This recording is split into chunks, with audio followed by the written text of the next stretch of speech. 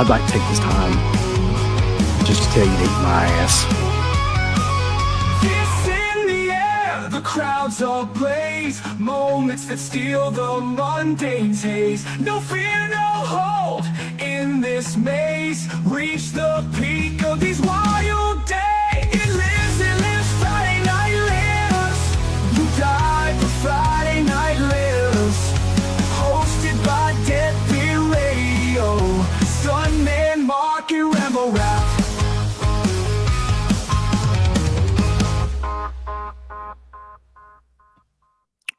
It's Friday night, boys, and it's time to party. So, welcome to Friday Night Lives. As always, the greatest co-host in the world of streaming today, directly to my right, is Stuntman Mark, who, as you can see, is working on a cocaine deal right now. He'll be fine. He'll get through it. That's right. He's delivering several kilos across the border, and that is a risky business right now, especially with the satellites that they have. So Mark needs to fully concentrate. Below me is the man, the myth, and the legendary Rambo Raff. How you doing today, sir? Doing well, can't complain. And Mark finally chose something, and he chose wisely, it seems, because of the news. And hope everyone's having a good Friday night. Yep. His face is not going to melt off now that he chose wisely. I chose the best Romero zombie film to watch tonight. So We're going to watch Dawn of the Dead? Shit, that's great. We fooled you. There was a lot. I could watch that every day. No, actually, though, Mark, we're watching Day of the Dead. I don't know if you heard, but With Nick Cannon. that's the best one. With Nick Wait, Cannon. Nick Cannon. Oh my yeah, the god. Nick Cannon version. I keep Vegetarian zombies. That would be so awesome if we were just like psych and we like watch that one. The spider zombies, the vegetarian zombies. You got it all, Mark. Oh so man, awful. That's the one that Mark loves. That's what he's talking about, Day of the Dead. No, yeah, not that's at all. he likes Contagion a lot too.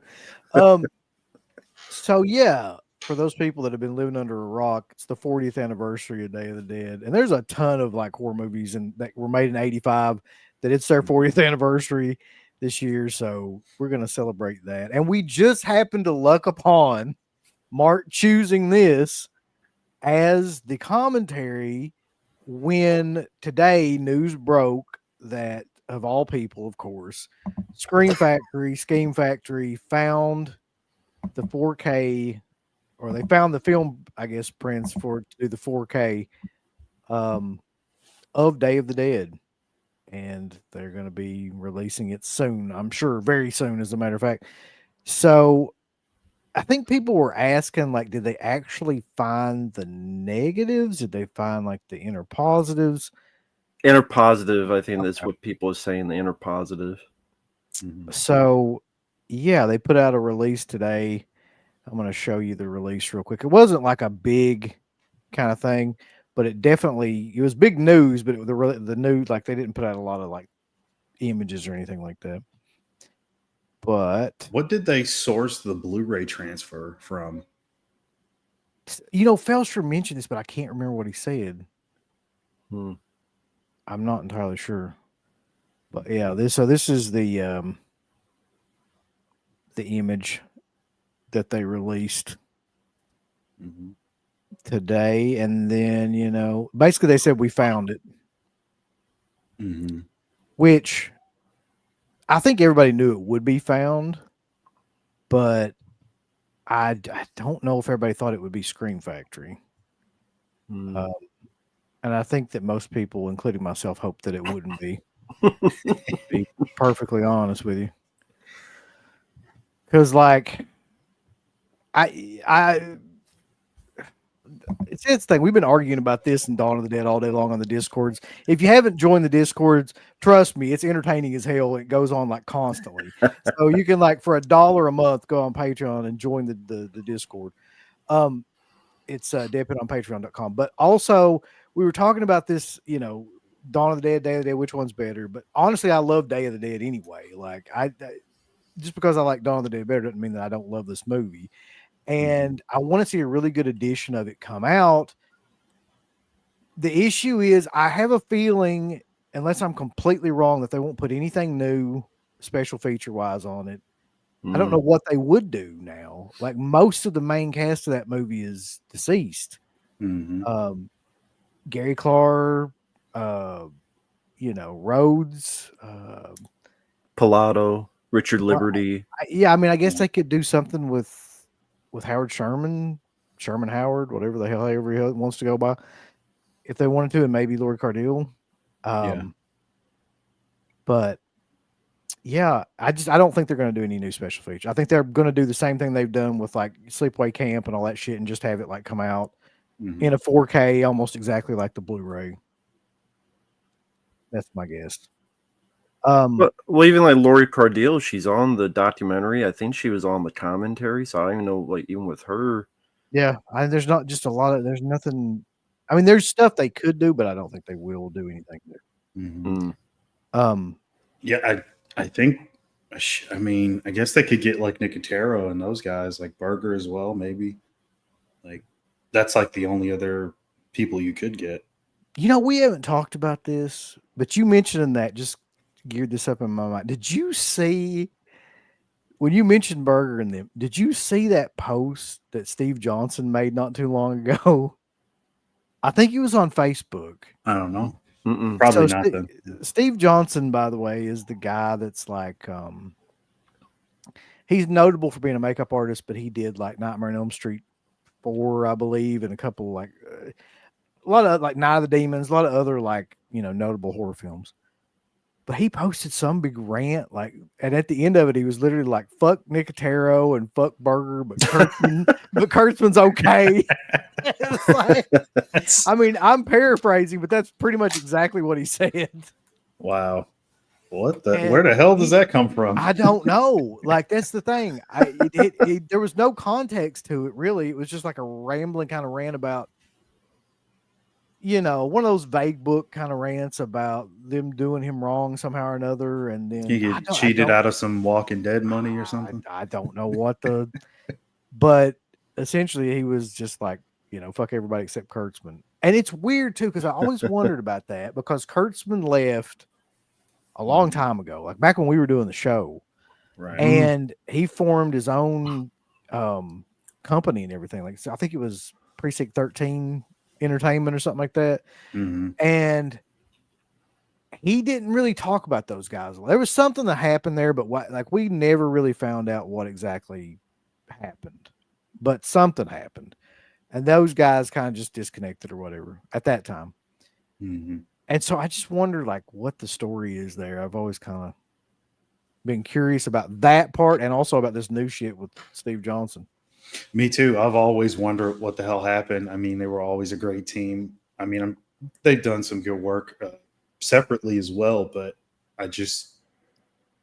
they were so close for so long, like at least from what I've heard Nicotero say, but I've never heard a reason from any of those guys, like what happened. Me either. I've never even heard any one of them talk about it to any kind of degree.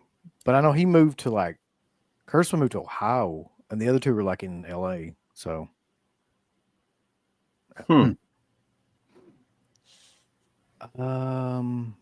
okay. So let's look at the chat. There's a ton of people in here already. We got William Cinema's in here, Dino's in here, Thanos, JBL, just JB, but I'm calling JBL on the APA. He's from the APA. Kevin Smith and his brother Justin Smith. Old Jeffrey DeShore, Matter of Pat. Who is who when it comes to Mark Rambo and Uncle Bill and the three finals from Day of the Dead? Oh, I see what you mean.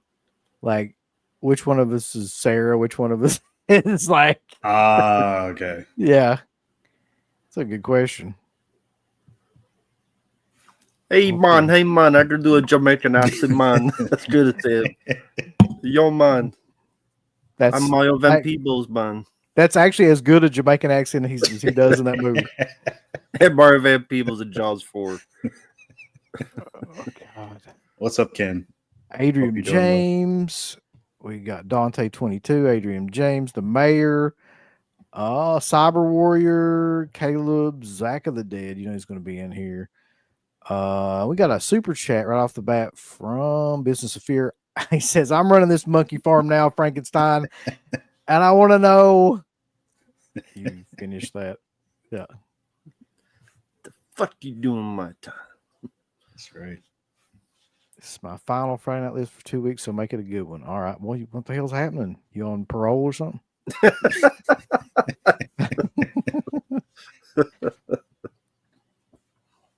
He's break your parole. Yeah.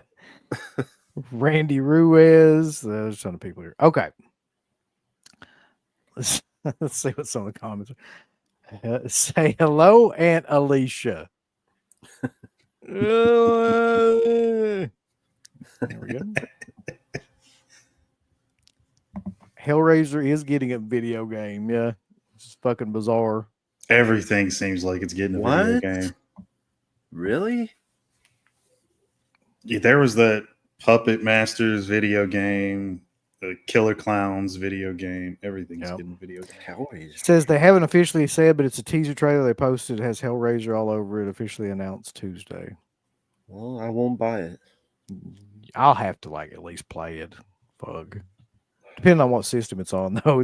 It's probably Yeah. on like I'm sure it's on something I don't even have. Don't usually watch the Friday shows. Well, that's where you're fucking up, The Ring. You need to watch them all the time.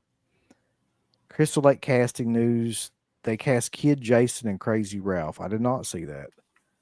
Mm-mm. Who did they cast? I wonder. I didn't see anything about casting, but I saw some of like set photos and stuff. Probably Skarsgård. Jesus. Fucking yeah, Bish Skarsgård and Meg Ryan's kid. He should be Crazy Oh, Ralph. bitches in That would fit. everything. Puppet Master video game. Why not? He said he'll be in Sweden on the run from his parole officer. I told you. Nice. Fucking Swedes. All right. Are we syncing this movie up with you guys, or should we just sit back and enjoy? I mean, it's up to you, really. Yeah, no, we haven't started yet. We'll do a No. countdown at some point. Yeah, we'll let you know way in advance, and like before we do that. That's funny, Synth. I remember the Land of the Dead video game. Fiddler's Green. Xbox. Yep, The Road to Fiddler's Green. You remember that? Dude. Not a great overall movie, and I don't remember the game at all, but I can imagine. Man, if it was that, I would mark out. If it was like Hellraiser Hellworld, it was like a game. I know that would be like ridiculous because that movie sucks, but like that would be an awesome idea just to do. Yeah. I'm sure they're not going to do that though. No, probably not. Jack says The Road to Fiddling with Yourself. So yeah, like I said, 40th anniversary of Day of the Dead. Now let's have this discussion real quick, and I think I know where we all stand. But like, where does Day of the Dead rank in the pantheon of Romero movies for you? Zombie or all? All of them. It's probably my favorite out of all. Damn, Mark.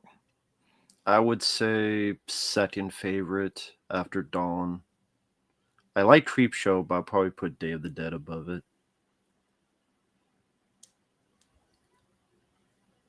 I'd say this is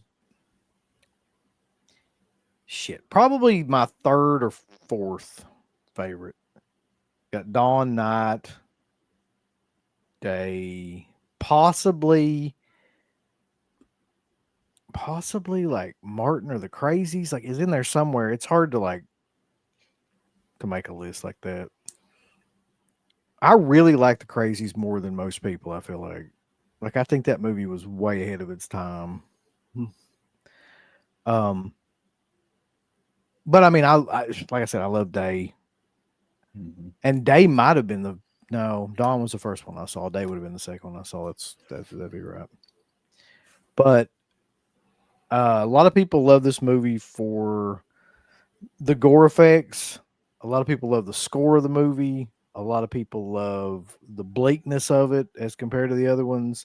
The setting was kind of accidental. They didn't have the money to do what the original kind of vision of the film was, so they scaled back a lot, and it was done in the Wampum mine, a lot of it. And people either love that or hate it, it seems like. So, yeah.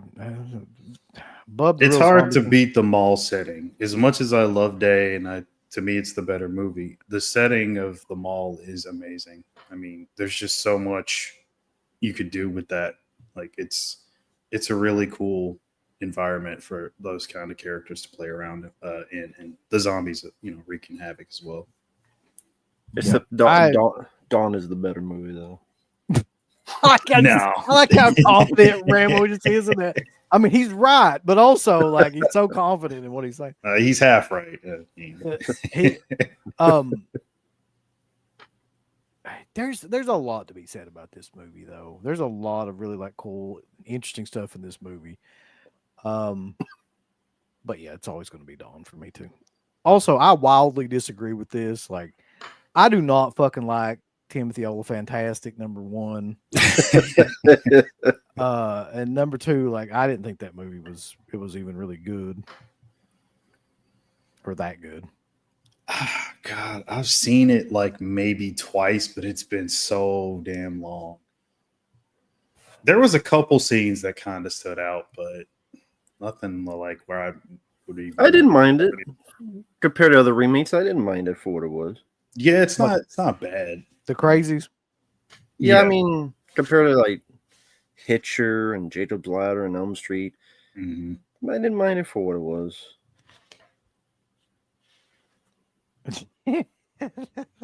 So you can call him Timothy Oladong? What?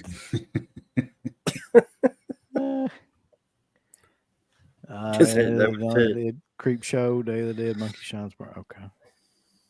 I do like Monkey Shines. Well, no Dark Half Love.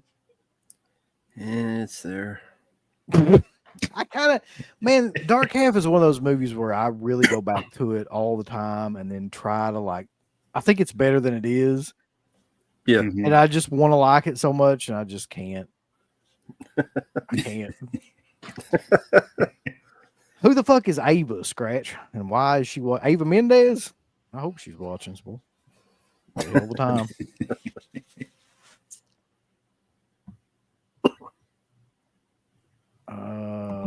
There was some other news that dropped too this week, other than the fact that Severin's putting out a Shark box set, which is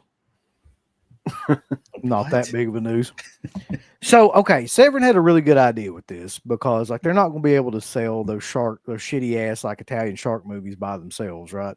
But they know that these collectors can't like pass up a good like box set of just bullshit in it. So they put out like it's like some sort of shark box set, and it's got 3 Italian, I think they're all Italian shark movies in it. And that was like the latest thing they announced. I have no idea like what the shit is they're announcing. Like every title they've announced, I'd be like, I got nothing. But God bless them for trying. Yeah, I think I'll pass on that.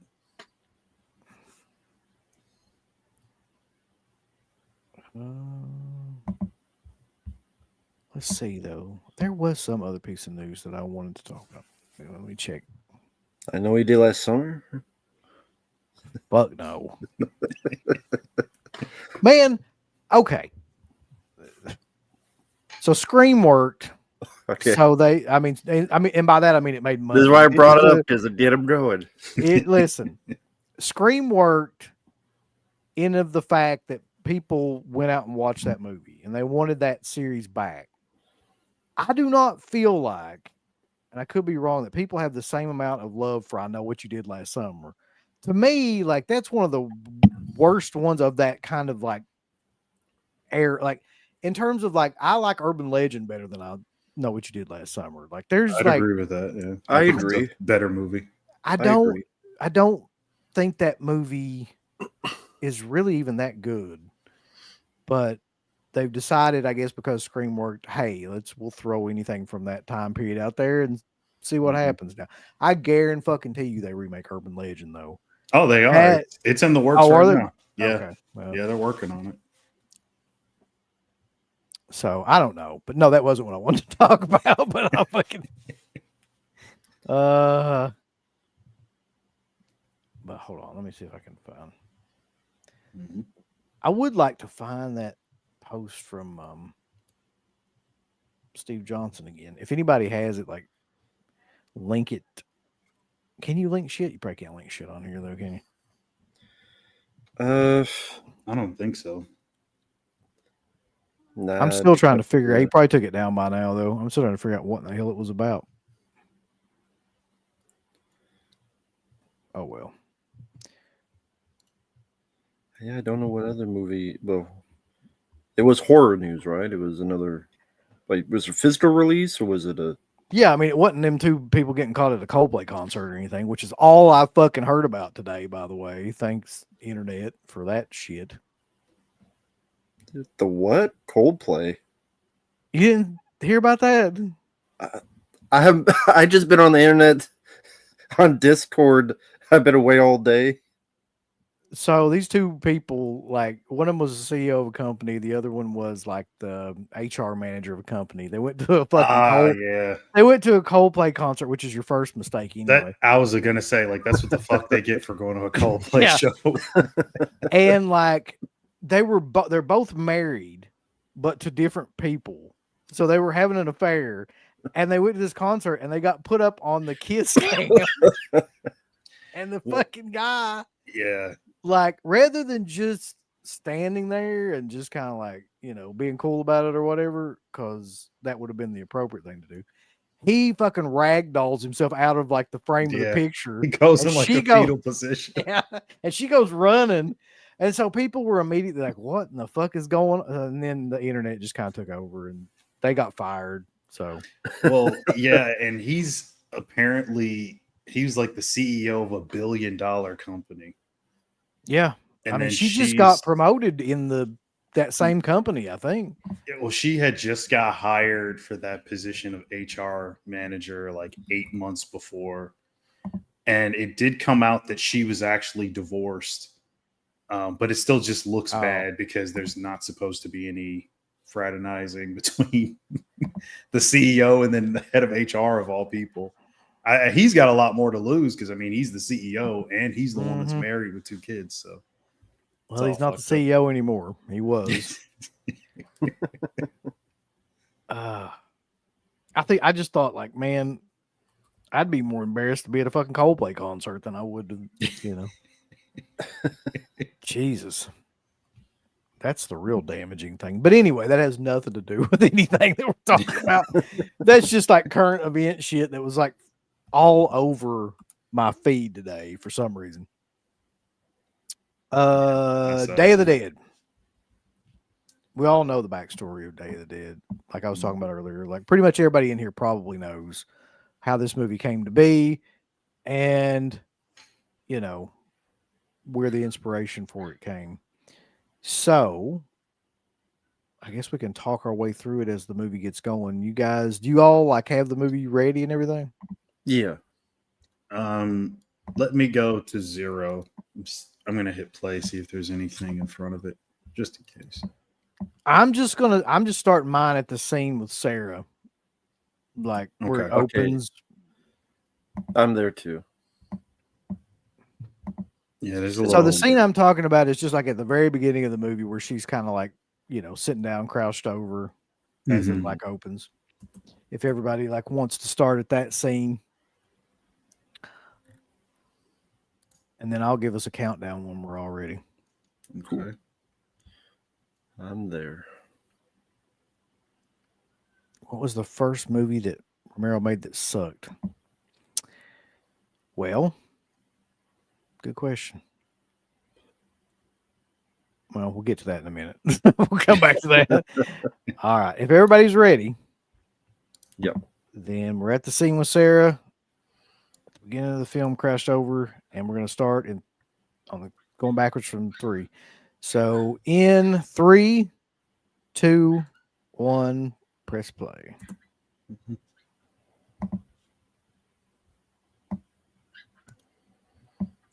And this is how most people looked after seeing the movie when it first came out. Mm-hmm. That's fucked up, Rambo. A That's all Laurel, heard. a Laurel production, which I've actually been to that office. It's closed, of course, but like I've been to the building that houses that office and seen it actually had the Laurel sticker still on it. How'd that come about? Pittsburgh. Oh, just a picture. Okay. Yeah, when you go to downtown Pittsburgh, you can find the old office. See, these arms were all the people wanting their money back when they first saw Day of the Dead. I say that because I love the film, but when this film came out, it was got a bad rap. Like what a lot, like you've talked about before, Uncle Bill. Your dad hated it. Were you not big on it the first time? No, Right. because I was comparing it to Dawn of the Dead. And then you can't help but do that. And I think that's what everybody kind of did at the time. But once you can see it for its own merits and on its own accord, like you start to like it a lot more. But at the time I watched this movie, I'd probably seen Dawn of the Dead like a lot. And I was comparing everything in it to that. And it was not that movie. It's just not a grand scale adventure style film like that. Mm-hmm. Mm-hmm. Great job to get the drunk to fly the chopper. Yeah. Don't fly it. Don't drink and fly. That'd be fine. Like right now, he just crashes. Just he drank too much. Movie's over. And how do you? Okay, Mark, you love this film. How do you feel about Terry Alexander's Jamaican accent? Doesn't bother me, honestly. Doesn't bother me at all. I mean, I just, I laugh at it, but I obviously that's not intentional. But like, did he need the Jamaican accent? No, he didn't. He really didn't. But again, I don't mind it. I like the music here, though. I do too. It's completely different than anything else. That it's really completely different than any other horror score that I've heard. Yeah. I love the opening of the movie too, though, where she's like going to the calendar and everything, and the arms come out. And this part always did freak me out when I was a kid, because when she finally sits down and she goes out and calls, and then all the zombies come out of the woodwork and everything. Yeah. Mm-hmm. And the title card zombie is amazing. It's good, except they lit it too dark, so sometimes you can't see some of it.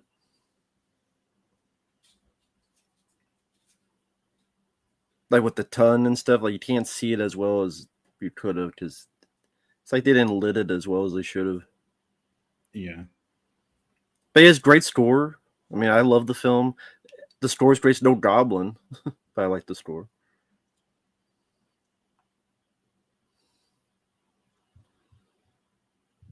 I'm not sure what the question was, but it says they used the interpositive for the 2013 release, but that's a 2K scan. A new 4K scan would be a lot better. Mm-hmm. Okay. A lot of people hate that Blu-ray, by the way. The Scream Factory Blu-ray. That's one I never picked up. I have a different release of it, but is there like technical issues with that one, or a lack something of about the features? color? I don't know if it was the color correction or just the color in general that a lot of people do not like. Okay. Well, we have to do that at some point, Carl. Richard Rubenstein's on here, bulls. That's great. I'm just glad. I'm glad he doesn't have like control of this fucking movie, or it'd never come out. Okay. Right. Jesus. Now, of course, if for those video game fans, this newspaper is a big reference. I've got that. Larry gave that to me. Hold on. Oh, the newspaper, yeah. You mentioned that. There you go. As a reference point, there it is. Like, very cool. So there's Dr. Tongue. See, it's a cool effect, but it's like you can't see some of it. That's probably for the best. It's probably for the best. Like, even in this version, like it's a little too clear. Like you can see a little bit through some of the. Supposed to be a gator zombie there. Yes.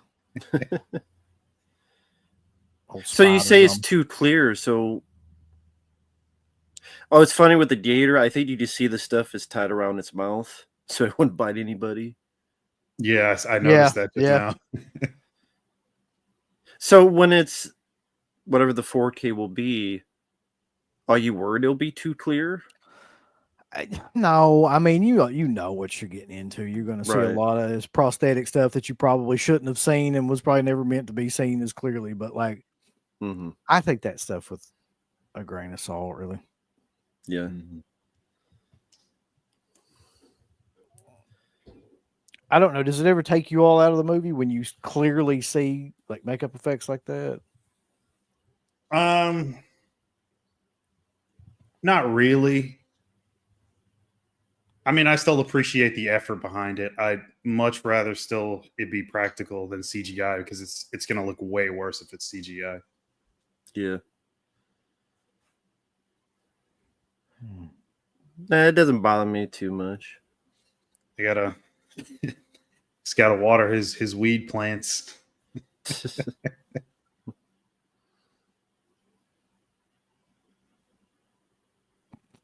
It's killer. We all know that's important for survival. Probably would be, yeah, for sure. So I think the original script for this movie was something like 155 pages. This giant kind of epic, you Yeah. know, epic of scale and everything that would later turn out to be Fiddler's Green. I think that was like the original vision of the film, wasn't it? Like that was kind of like the whole kind of what they did in Land of the Dead was what he kind of wanted to do with Day of the, or some of the parts of it is kind of what he wanted to do with Day of the Dead. Yeah, there was definitely like a topside village and all that, and there's a lot more topside. It was going to be a much bigger film. Just didn't have the money for it. Well, they would have, but he had to be. If he made it R-rated, I think they would give him the money. But Yeah, he's so I can't make it R-rated. I think that by doing that, which was the right call, by the way, the budget went from I think around 7 to 8 million to like 3. So it completely like yeah. Exactly. I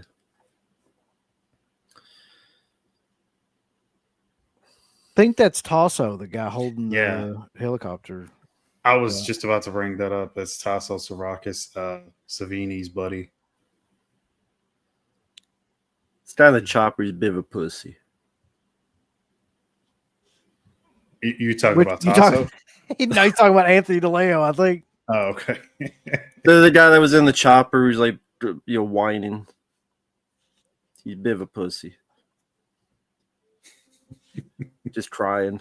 More than probably Superman. Gonna get some people mad in the chat. Yeah. I hope so.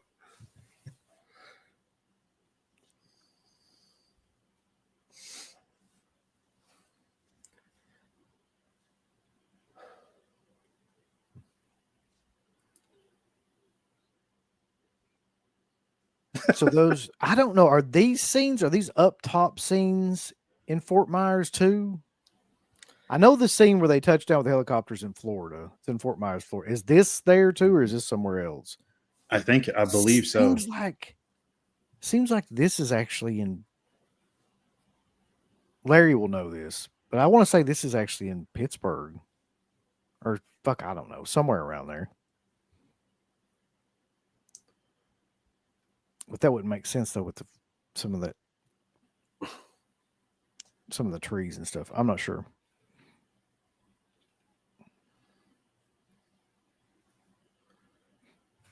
The top of the helipad is at Bowman's Beach, Sanibel Island. All right.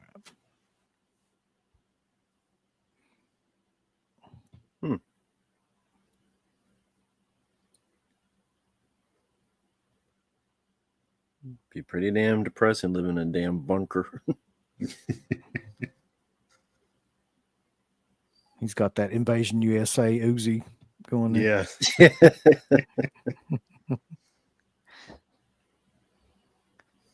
So that's Terry Alexander and Jarlath Conroy. As far as I know, Jarlath was pretty much known for stage plays and things like that around that area, around Pittsburgh and stuff. I don't know what Terry Alexander was doing.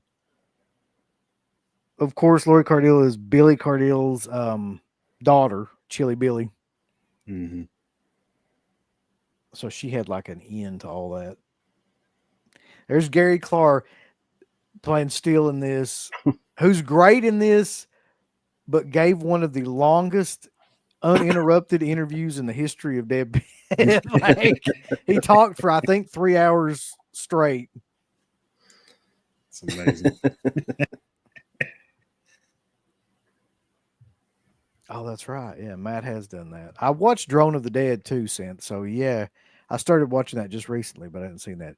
If you haven't seen that, like he I does, saw some of that earlier Yeah. today, actually. a great job of capturing drone footage of all these locations. Mm-hmm. Sanibel is beautiful. Yeah, the mines are in Wampum. Yep. He did. He ate a full fucking breakfast and didn't even say a word in the middle of the interview.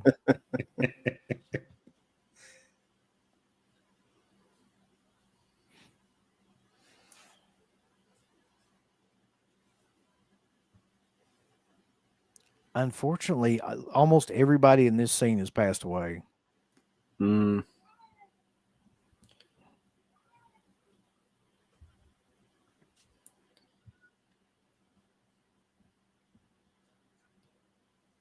So, Mark, how did you first see it?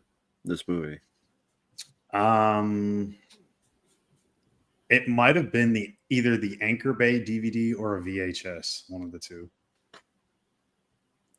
And I want to say I had already seen Dawn, but I just, for some reason, I didn't compare the two.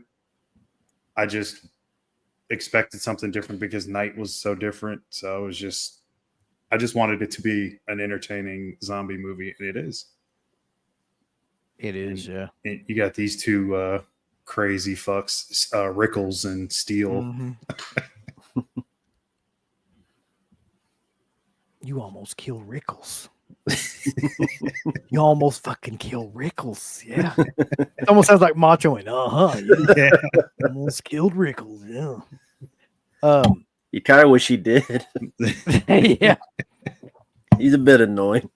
There is the unedited interview on the Dead Pit Patreon that you can listen to of Gary Clark, where he goes through the whole thing. And it's all about all of that stuff. Yeah.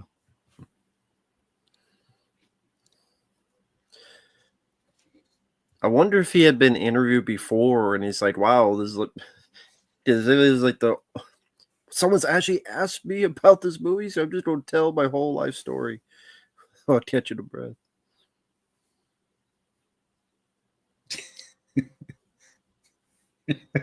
Biggest piece of meat. That line always kills me, man.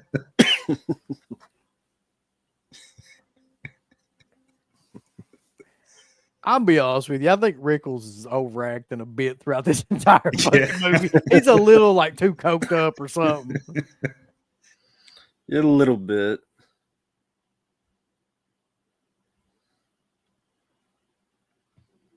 I mean, I don't know what it is. He's a little too hyped. Cocaine him. Nope. And this guy with his cross, again, he's a bit of a pussy. He's collapsing, for God's sake. Well,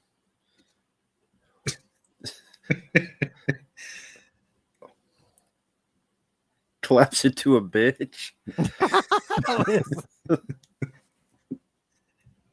Yeah, this whole sub just, I mean, I get the idea. I always seem like a bad idea that sooner or later these zombies are going to get through.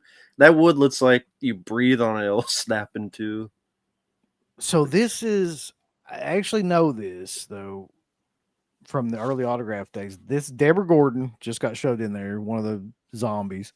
She's probably one of the more famous zombies because you kind of see her more. And then Mark Tierno, I think, is the guy with the hat. Okay. I think that's right. Nice hat asshole, such a mess up. That's right, Silver Wings. He said it was the 80s. Cocaine's Yeah. a part of a balanced breakfast. Yeah. I actually saw Deborah Gordon at that Living It weekend. That last one. Oh, that's cool.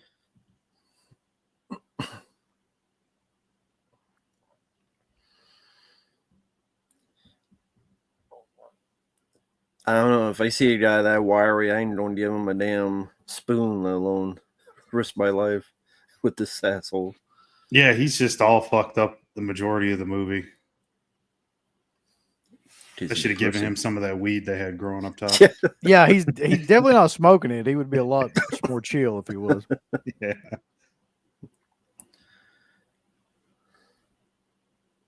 Gary Clark's a big dude. Oh yeah, I mean, he's just you can tell. For like 2 seconds, he kind of looked like James Gandolfini right there. Yeah. I can see it. Yeah.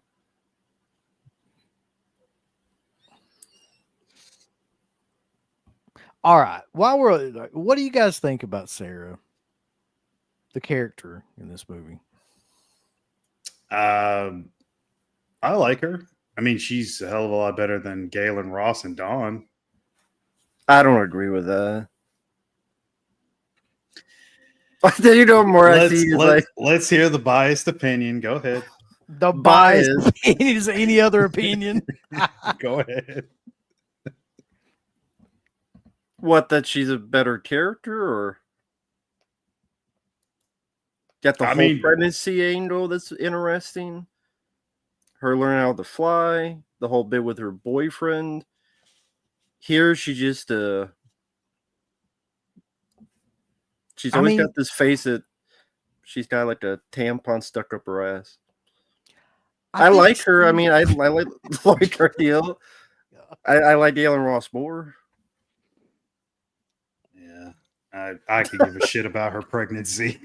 That's got shit to do with the story. What are you gonna say, Uncle Bill? I think she does a fair job in this movie. Like, I don't mind her, you know what I mean? But I'll be honest with you, and I'll probably catch shit for this, but like, I think I prefer like Patricia Tallman in Not 90 to this. I agree with that. I don't know what it is either. I just think she does a better job of playing that kind of role. Mm-hmm. She has a pretty good character arc too. She goes from being terrified to like basically being the only rational one to then being like the only one that's like really in charge and killing the zombies and shit. And Galen Ross has a character arc. She's useless at the beginning, but then she learns to shoot. She learns to fly. She learns to. Lori Cardille has no character arc. And I liked her, but since you want to say my biased opinion. Yeah.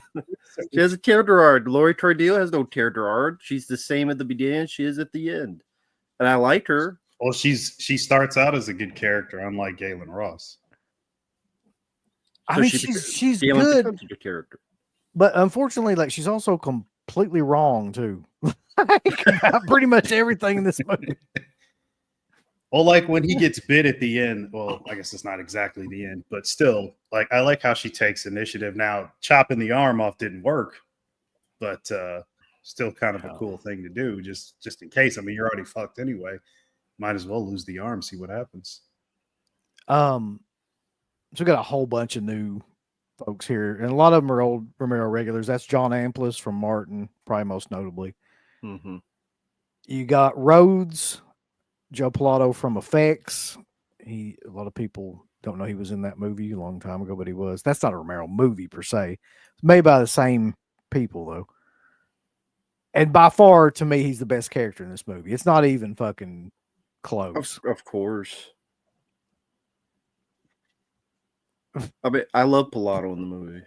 Galen Ross switches to Alexis Dubin like Mankind does to Dude Love. Yeah. But she won't tell you about it, though, is the thing. She's not Alexis Dubin. She don't want to talk about Mad Men. I guess she does now all of a sudden, though.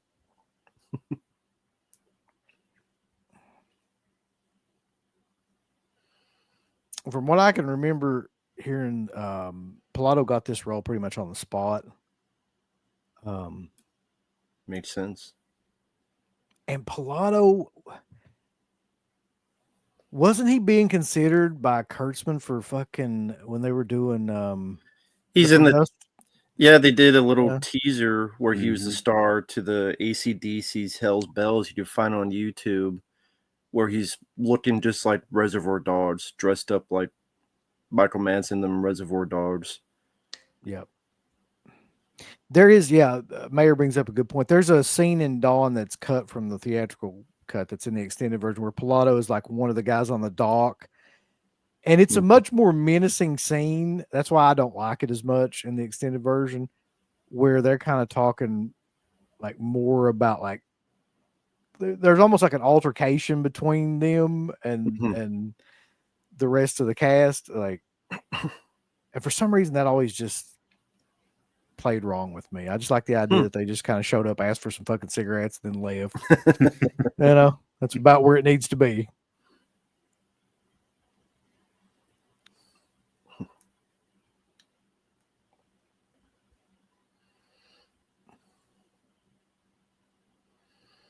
Yes, sir. Fuck you, sir. I'm so glad Savini didn't get to be Rhodes. Me too. Was that a possibility? I mean, he wanted to be. I don't know if Romero actually ever really considered it, just because Rhodes is such a big part of the film. I don't think Savini could carry that. I'm glad it's not in the film. Don't get me wrong. I'm glad it's not. But it's a bit surprising with the type of soldier terrors. They're not some sexual assault thing. Just with the way these characters are and the way they behave and how they're always like someone mentioned the sexual innuendos. I'm not saying that's what I want in a Romero movie or a zombie movie. I'm just with these type of characters, I'm surprised something like that didn't happen. Same with the situation. Yeah, I mean, they definitely. I wouldn't put it past them to try something like that. Like they seem like the type of characters that would. Maybe they use zombies instead. I don't know. Necro. Yeah, it's possible. Richard Liberty, who also is fucking really good in The Crazies too. That's the first thing I like. The earliest movie I remember seeing him in that was Romero too is like The Crazies. And he's really good in that movie too. Yeah. He's good in this, but Howard Sherman is like amazing in this movie. Oh, he is. That's Bub. Not Bud, like Bud the Chud, but Bub. I think the remake they call him Bud. They did, didn't they? You're right. I try to forget everything about that. Damn, man, how do you remember shit like that? Like I've literally scrubbed that from my mind, like fucking Eternal Sunshine of the Spotless Mind.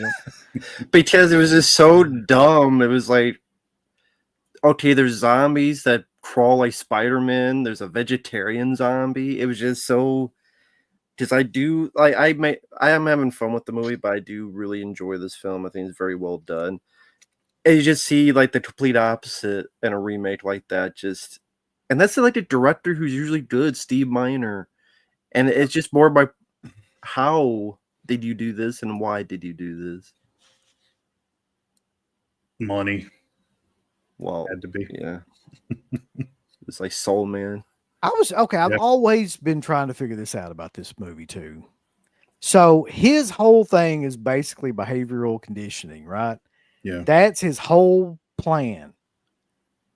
I do not understand how that would work. So there's millions of these zombies, right? Yeah. So how are you going to get it? And it took him at least months to condition one of them to not murder him. And he still kind of wants to murder him in one scene. Right, now, what's the plan? What's the overarching plan for how you would get all of these zombies and condition them with like a small group of people to not kill you? I guess his idea is that if he gets enough of them, he puts them to the wild, and he thinks they'll influence the other zombies, like teach them or something. That'd be killer. So they're going to be like the substitute teachers that then they Maybe. go out. They go out and train. They're like the Job Corps. They go out and train the other zombies like not to kill people. I mean, what else would it be? I mean, it's not like some thing I you don't put know. into. I could never figure out like what the fuck he was going for with it. Like, there's just too much. This would have been something. I mean, to do if there was like a handful of zombies or something, but not millions. Yeah. Like, how do you? Yeah. I mean, you could argue that with him, he's insane. So of course his plan is insane. But the fact that nobody else like questions it, like, you sure this is what you're doing? Like, what's your plan? Yeah, Like, Rhodes is definitely not impressed by the time he sees. well, Yeah. It's like, this is supposed to blow our socks off. Yeah, that's maybe like right. deep I love down, that like scene. he's the hero. Rhodes. He's Well, right it- all along. It's good, Alpha, but it's not as good as Dawn. You know how it is. Oh, come on. Bud the Chud. Why are we talking about fucking Bud the Chud here? Octa's in the remake. He's called Bud. Oh, okay. Good effect, good door. Yeah, that's a great effect. I remember seeing that the first time too and just being completely freaked out. Yeah, it's amazing. So where did you first see this? Uncle Bill? Where or when? Where? Saw it with my dad over at his house. I would guess I was 10, Okay. something like that, on VHS. He did not like this movie though. I've told that before. He Yeah. did not. He never warmed up to it. Not that I know of. No, he always talked shit about it because he was a huge Dawn mark, like probably as much as me. So how did he put it as to what he didn't like? He the only thing I ever heard him really talk about with it was he hated the characters and he thought that the whole movie was just people yelling and cursing at each other, and like he just hated the dynamic of it as opposed to the other movie. Mm-hmm. As opposed to the other movies, I guess I should say. Like, he loved Night and Dawn.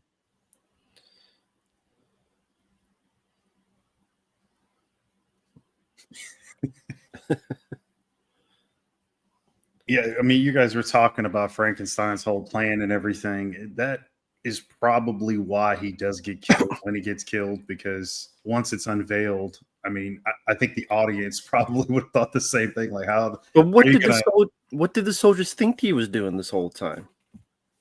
Like, they I must guess have they gone really in and knew. looked. Yeah, I mean, he was selling them on the fact that he was making progress with all of his experiments, and he was going to stop them from eating them. So I But- guess Rhodes really believed that, like, all right, well, he's found some sort of a solution. But I what think did they he- think he was going to do? Like, okay, I'm going to find this one zombie he's not going to eat anymore. Is he then Mhm. going to, like, phone the others? Hey, zombies, stop eating people. You know, or Mhm. like I said, like, how is the plan implemented? You've given us a mouthful of Greek salad. Is such a great line. You're just jerking each other off. Mhm. So there you go, Martin. Another reason Dawn's better. Yeah, that doesn't make any sense. 0 out of 10. Sure, it does. There Rickles goes being a coked up lunatic, just like for no reason. I will say he's really, and honestly, he's really fucking annoying. I wanted him to die now. Mhm. He really is not good in this movie. Like, I've got to say. But Rhodes, he turns up. It's just like the acting, like, is so much like better with Rhodes. So this scene, when I went to Horrifying Weekend in 2004, they acted this whole fucking scene out in the aisles of a convention. This whole thing. They were all there the whole day of the Deadcast. Pilato, Clark, Lori Cardell. And they acted this, bang, you're dead, and all that shit. They acted the whole thing. It was amazing. That's awesome.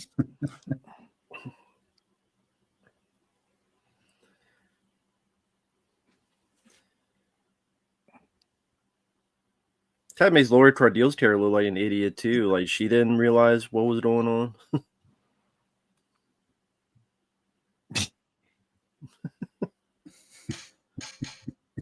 He's so good in this, man. Well, mate, he doesn't look good at all now because he's dead. I wasn't gonna say it, Rambo, but you just fucking did. He's not doing too great. Right You now. gotta find out sooner or later. Mm.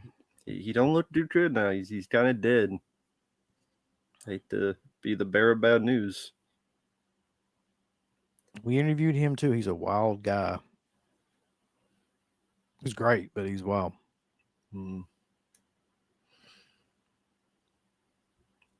Hey, those three were on being Night of the Living Dead too, or where the fuck that was called. Remember that? Remember that shit? What Yeah. happened to that?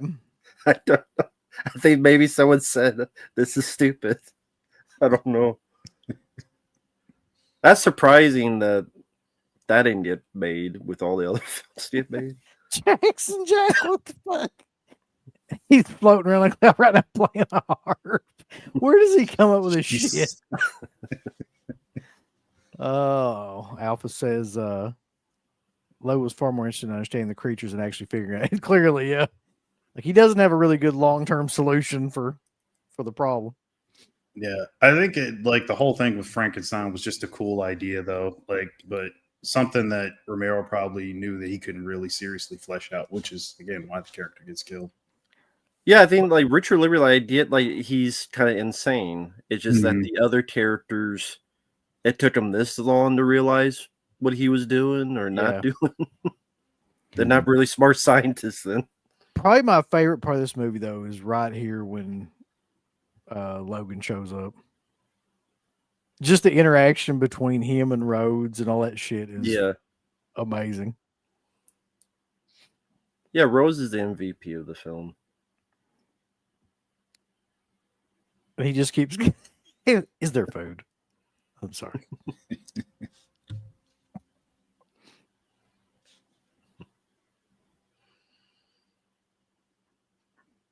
I mean, it shows how out of it he is. He doesn't even change his clothes. He's just fine with all the blood. Yeah. It don't mean nothing then. Here you go, Rambo.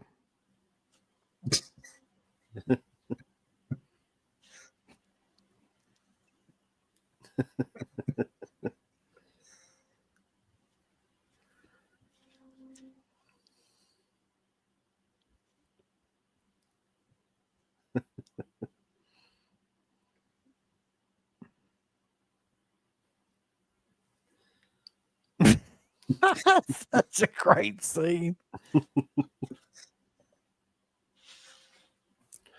Your highfalutin asshole friends.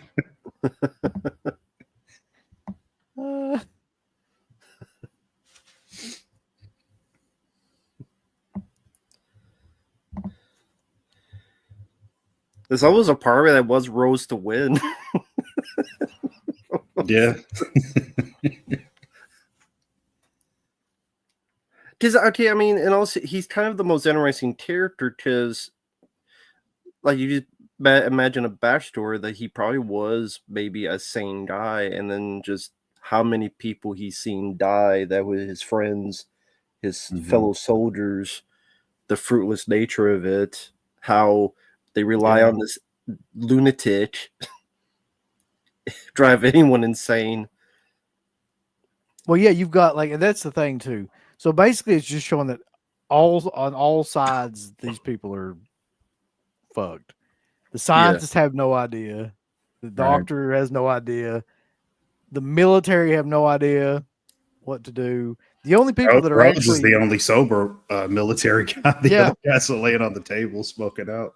And oddly enough, and I think this is probably planned by Romero, the only people that really had the idea of what to do was old Bob Charlie over there.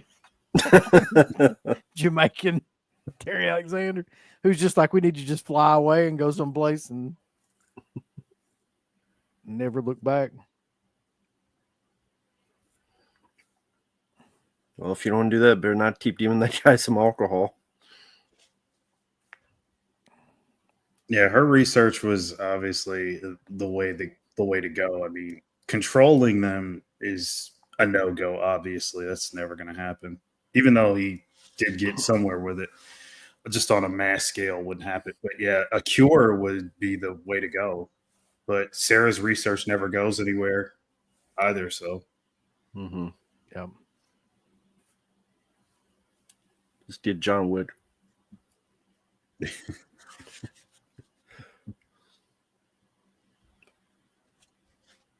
See, I could see, like, again, we enjoy the film for what it is, the performances, the score, the gore. But I could see, like, the audience at the time.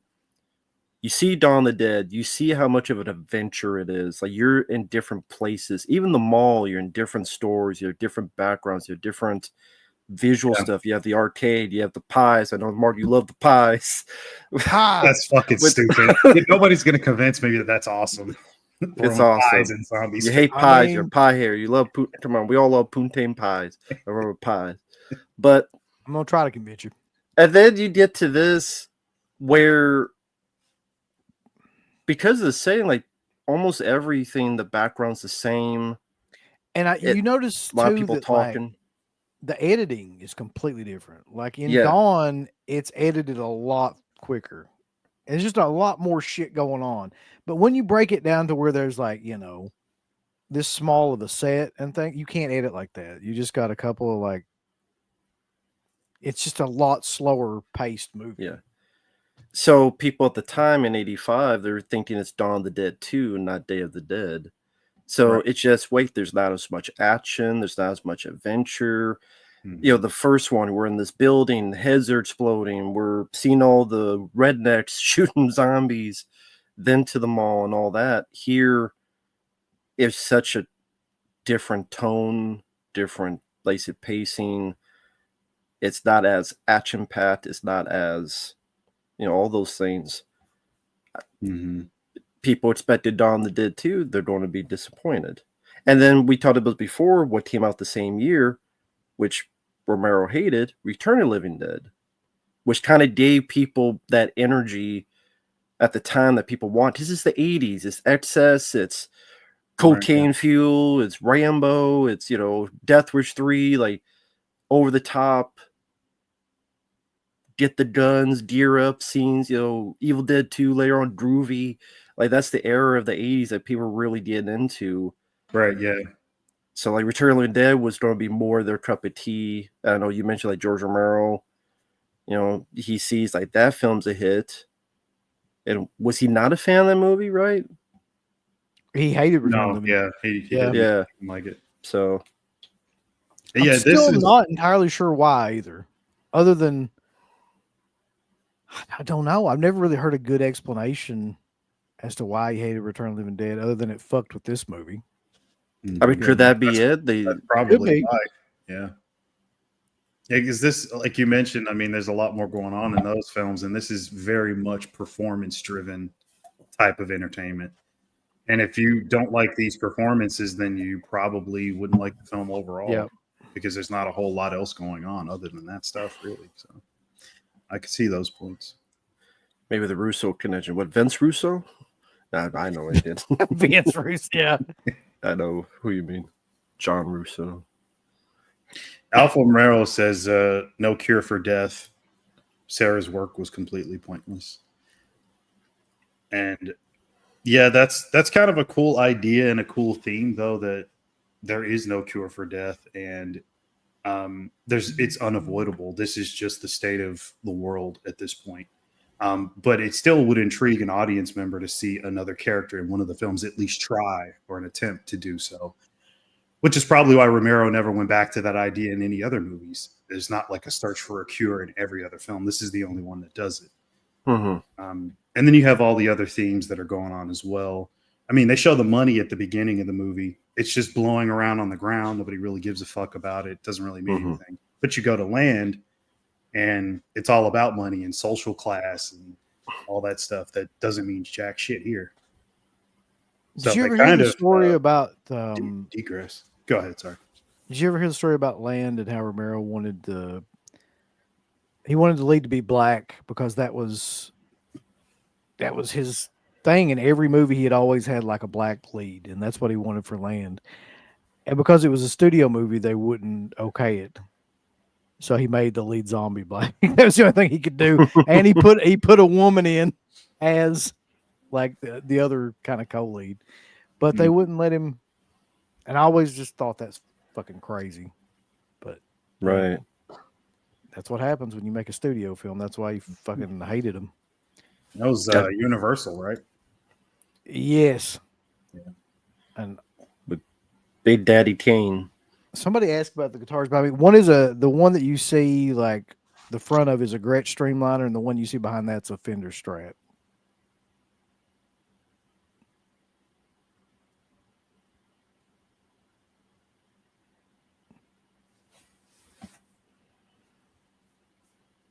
Yeah, I guess if you think about it, Sarah is pretty much a pointless character. Like, she doesn't really accomplish anything in the entire movie. Not really, no. And she's just generally There. wrong about everything. Yeah. Like I said, like she's just She doesn't really help in the escape. She doesn't solve anything. She doesn't really do anything except get pissed at her bitch ass boyfriend. I mean, you saw how that guy's acting. You'd be pissed too. Well, yeah. yeah. She's hot. That's her traffic. I mean, I do like the actress. I think Lori Cardille did what she could with the role she was given. I liked her. I don't think she did a lot. I don't remember another film she was in. I don't Yeah, she either. wasn't in too much else from what I've seen. And she seems like a nice person to interview. She seems down to earth. Mhm. So I have nothing but good things to say about Lori Cardille. And I like you her. met her, right, Uncle Bill? You met her Yeah, before. I've met her twice. Yeah. She's like up there with like Felissa Rose in terms of being like genuinely nice and just really, really great with her fans. That's cool. I mean, you honestly couldn't ask for a better person if you want to meet somebody at a convention. That's nice. His accent. You said you were fine with the accent. Yeah, I mean, Mark? I'm fine. I don't have a problem with it. It's entertaining to me. Just laugh at it. What the best thing about that accent to me is that he kept doing it at conventions that he was at and he wouldn't drop it. That's He's amazing. like, he wouldn't break kayfabe on his fucking character. And Kofi everybody Kingston. knew he wasn't really Jamaican, but he just kept doing it. I was dying, man. I would have been too. That's amazing. Oh, it's true, Sam.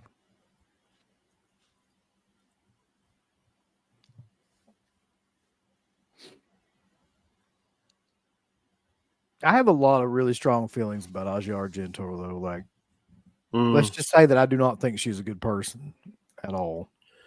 Oh, I've heard those things. Yeah, I've heard a lot of things as well. Stretch Burn, we were talking about before, it disappeared into thin air, which is good. No one wanted it. Except maybe Rubenstein. Well, fuck him. He's an asshole. We need to talk about how much Richard Rubenstein is a fucking asshole. We could talk about that for the whole length of the movie if you really wanted to. Like, I mean, we've talked about it a million times on Dead Pit. Like, But what was your first inclination, like Rubenstein? Like the first thing you heard, you go, okay, that's kind of iffy about him, if you remember. the 3D shit. Mm. You remember when he First was thing that came pushing to mind. the 3D stuff and he wouldn't do anything with anybody unless they agreed to do the 3D stuff. And I was just like, man, this guy's off his fucking rocker. Like, first of all, thinking that was going to be a thing. But second of all, like, just all the stuff that he wanted in the request. And I've heard people say that that have worked with him on some of these releases too, that like, he's just got the weirdest lists of requests of things that he has to have done or that have to be performed for the movies before he'll sign off on anything. And it's almost like you don't want to work with him at all. Mm.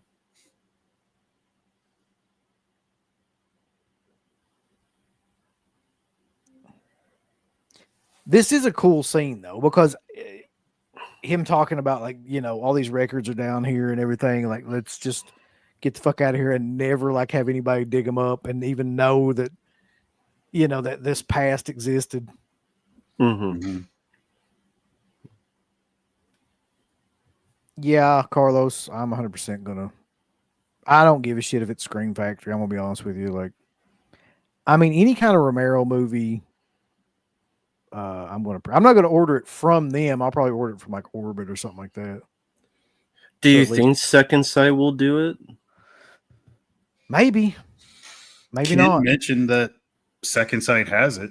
The UK rights from there. So, if they did, will you go? I'll be fine with Stream. I just depend on how they do it, I guess. Well, they're not. I know Scream Factory. They're not gonna do shit. Like, they're not gonna do anything. Like, if So, there's say you buy it, and then Second Sight do it. Would you buy the Second Sight one as well? yeah, Well, there you go. I'm just that. When it comes to the Romero, I'm that. Yeah. Like, I would have no problem buying multiple editions of. How any of about those Martin? movies. I've got it. I mean, Like if they do like I've got the multiple super duper cut of Martin.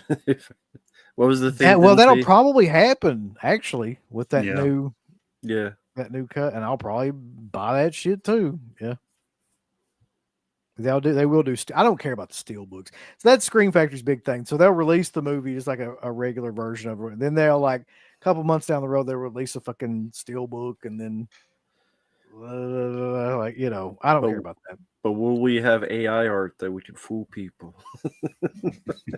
Probably, yeah. So what did on that? Steel book AI art David Steel did.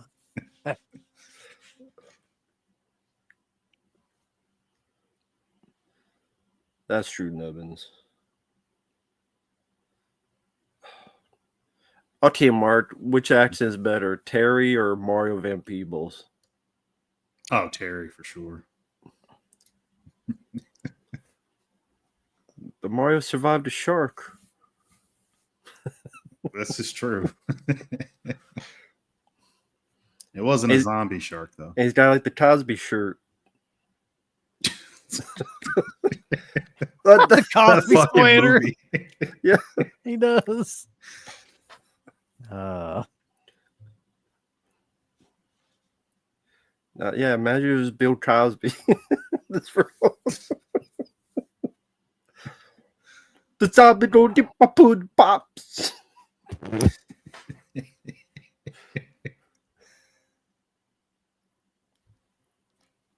To have Bill Cosby do the Jamaican accent in this. Imagine if he was cast. That'd be insane.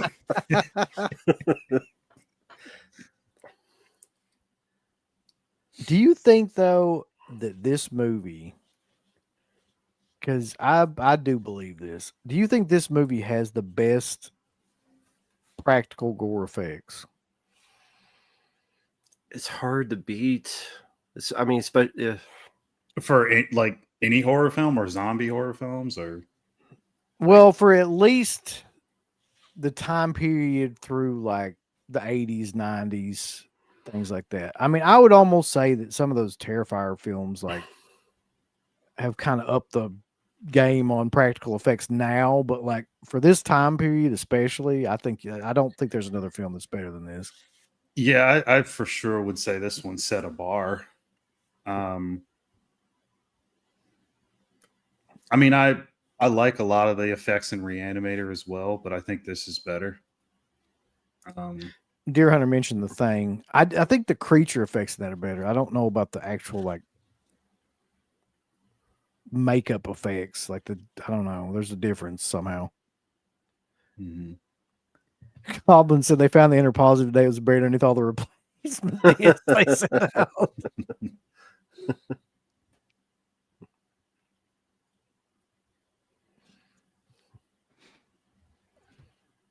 The remake of Dawn seems to be the most realistic. Shut up, Silver Wings. I pray to God you're just kidding around. That damn zombie baby in that thing looks ridiculous. Like something you fucking Windows 95 or something. I like the Dawn of the Dead remake. I like the first 20 minutes of it. I'll say that.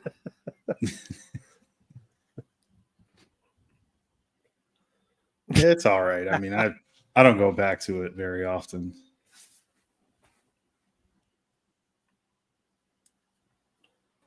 I think it's a cool movie. Aside from the baby. I mean, between like 2000 and 2010, for sure, it's one of the better remakes. It's probably going to go in most people's top 5, I would say. Yeah. Which is better, night or dawn? I think we know how Rambo comes down on this. I get fucking man. I mean, I'm going to say dawn too, but night is a classic movie to me that created an entire genre. It's hard to like say, you know what I mean? That's like saying, I don't know, like Psycho or something. It's in that level to me. It's a classic film, but I prefer Dawn. Mm-hmm. Same. Dawn easily for me. I mean, I respect 9/11. I do respect it. I've tried watching it multiple times. I just much prefer the remake of Night. I do. I prefer the characters, Patricia Tallman and Tony Todd. I prefer the pacing. I prefer the look. I prefer the music. Idea of its time. I get it. It's just, for me, Dawn and Day are just more my kind of movies. Yeah. Night of the Living Dead, I've tried. It's not for me. But I mean, yeah. I probably liked Psycho more, Jackson Jack.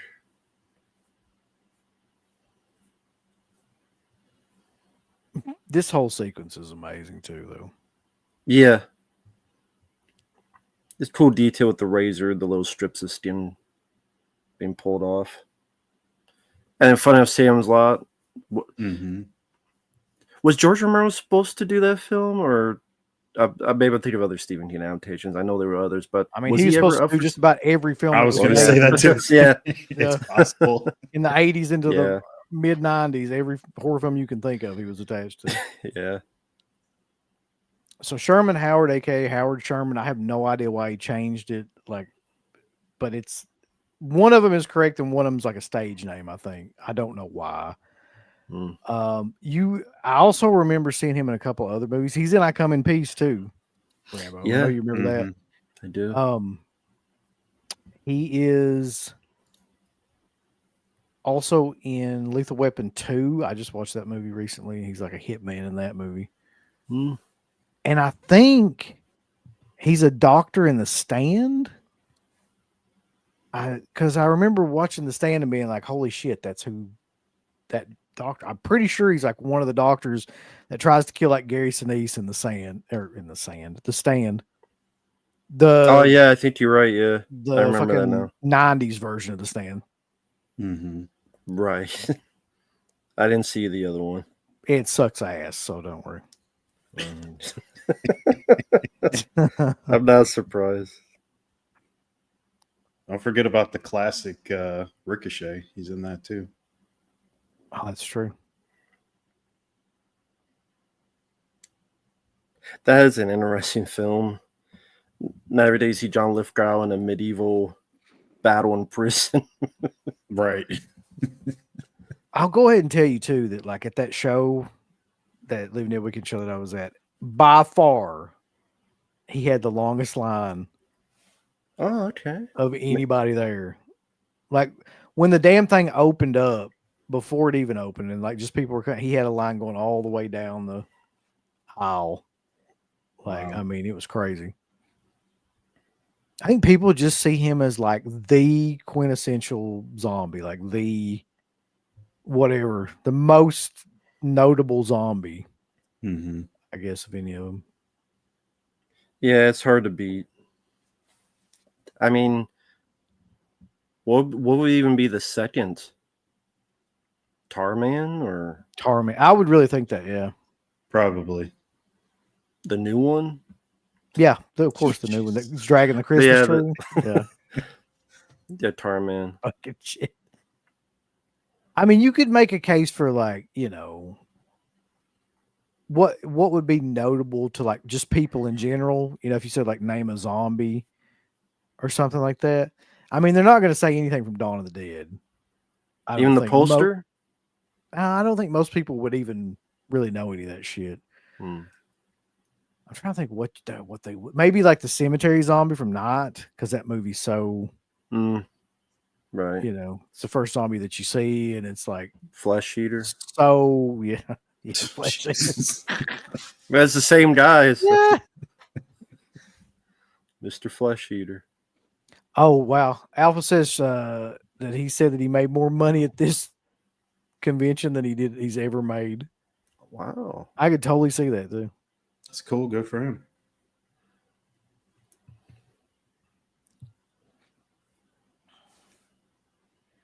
That's such a cool scene there too, where he like Yeah. tries to shoot him and fucking can't figure out why it doesn't work.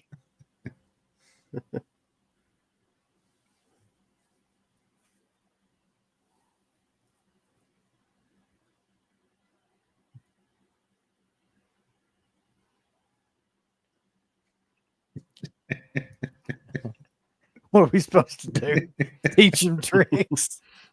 That's what I'm saying. He's actually right. That's the thing. I mean, you can't blame him for being mad about it. Well, who wouldn't be pissed? Yeah. Because I mean, it's pretty much their job is to protect these scientists, and if it's like this is what you're doing, Yeah. we're corralling all these zombies for you to do this shit. Is this the shit that's supposed to knock our socks off?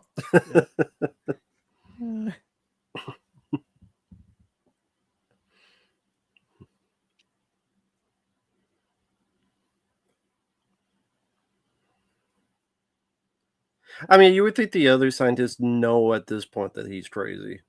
You would think. Oh, I think they do. I think Yeah. Sarah definitely does. Which is kind of why she gets cut off in the earlier scene, Mhm. and he sort of like talks over her.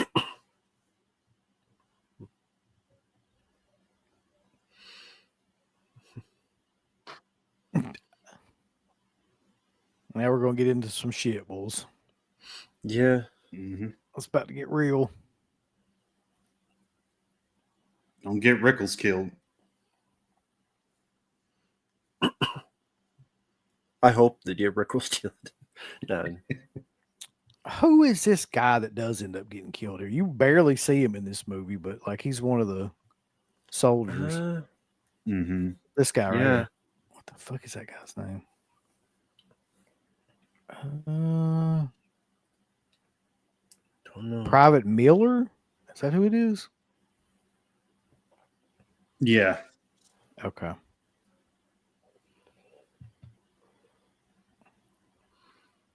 You know he's fucked. He's like the red shirts from Star Trek. So Yeah, does 'cause I Steve think- does Steve Johnson rewatch this scene now to see that he turned shot? He's like, fuck you. Shit. It should have been me. This mask right here looks really shitty. Let's be honest for a second. This zombie. Yeah, It Look went at by that. so quick. I didn't even see. I could see. But the bites are Bites are great, wonderful. yeah. Mm-hmm. Because Nicotero is Private Johnson, I think. Private Johnson, of course he would be. Yeah, I know, right? Steve Jobs is like, yep, of course, because he's a dick. But- I know people crap on the Dawn of the Dead effects, but I mean, he had 7 years, so of course it's going to be better after 7 or so years. I just don't even. The only thing people crap about is the coloring, really, more than like the actual zombie effects in that movie are insanely ahead of their time. Like the fucking scene in the apartment tenant, you know, where Miguel bites her and everything. Like that's for that time period, man. That's crazy how good that was. Yeah. And a lot of those scenes. But I mean, the one thing you always hear is they're blue and blah blah blah, all that shit. Dabby dee dabba da. But Yeah, Yeah, she tries to contain the infection in the severed arm. This has been So- copied a million times, by the way. Yeah. right. This idea. But it clearly does not work here, really. I mean, I wouldn't think it would work. I mean, eventually at some point, I think you just turn. Once you get bit, like it's instantaneous. Well, I mean, maybe Just it the works because, infection. but she fucked up again. She let him live, and he let all the zombies in. So she fucked up again. Yeah. If he let her die, he Yeah. wouldn't have let all the zombies in. They would have been fine. But the asshole let all the zombies into the bunker. I That's still just- don't really know why he did that. That really doesn't make any sense. He couldn't just fucking die like he had to I'm telling you, he fuck needed some of everybody that. else. He needed some of that weed. I'm telling you. There's a great documentary that his name is Brandon Salisbury just put out on that whole thing that Yeah. covers the whole thing in detail that I recommend. It was Yeah, it's on creep- YouTube for free. Yeah. His creep show effects are great. Yeah. Yep. I just watched that movie the other day in preparation for that count or that tier list that we made. Yeah.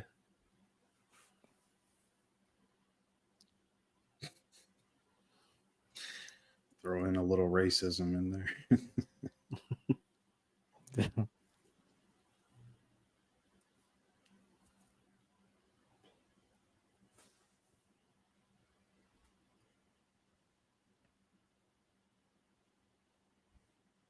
Creep Show 3 has the best effects of all. Yeah. Jeez.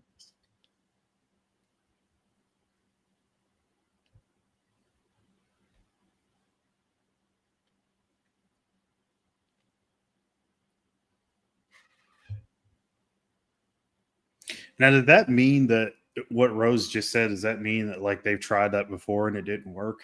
I never really understood what that line meant. Where he's like, "I've seen 1,000 of them." Like, does it just not matter? Well, I mean, you got to think as a soldier, if he was in the front lines, when there's a medical facility, he must have seen countless people injured, and they probably did every single way to stop it. And no matter Mhm. what, they eventually turned. Because you got to think, like, what was he before this? Was he must have been some kind of like Red Oh, Cross yeah. type of facilities. Yeah. A lot of soldiers around him, civilians, and they probably did everything they could. Mm-hmm. And you said yourself, yeah, this probably wouldn't work, and he knows it. Right. Yeah. But then this dumbass just lets all the zombies in. I just don't like his girlfriend anymore. I hope she gets bitten. Fuck you. Cut my arm off. If Hope you they think eat your about it, ass. that's one of the other problems with this movie too. There's no real reason for that to fucking happen other than to further the plot of the movie. Like, Mhm. why would he just, for no reason, just decide I'm gonna kill everybody in this motherfucker, including my girlfriend? Like, I hate mean- the world. Suicidal depression. I mean, he's Yeah, but I clearly mean, you not- could be suicidal. You don't have to take everybody else out. Just blow your head off. No, or it's, something. he's murdercidal. Yeah. That's a new term, murdercidal. Nah, we love the So movie. really, is he like? Would he be like not necessarily a school shooter, but of that type of mentality? So he's taking himself out. He's taking everybody Mhm. else out with him. Yeah, He's a Exactly. terrorist. this was an act of terrorism.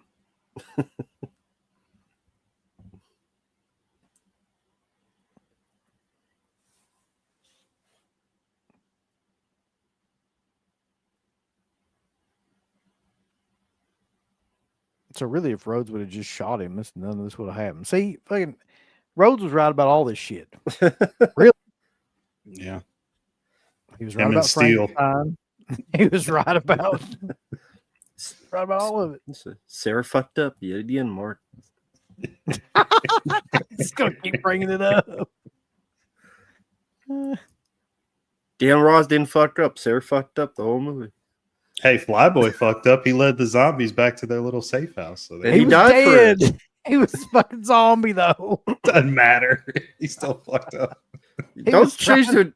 Don't choose a different character. You're talking about Dylan Ross. Now you just choose a different character. I think Flyboy's kind of a simp anyway. Just my opinion.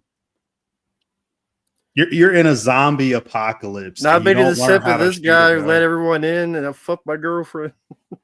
He's the No, biggest simp. I wouldn't call him a simp because he doesn't care. He just said, "Fuck it, everybody's gonna die." He was simp at the beginning. But no, I mean, he should have learned how to shoot. Like you let your woman learn how to shoot, but you don't. You got a gun Mark's not store in the progressive. mall. You and let the women shoot.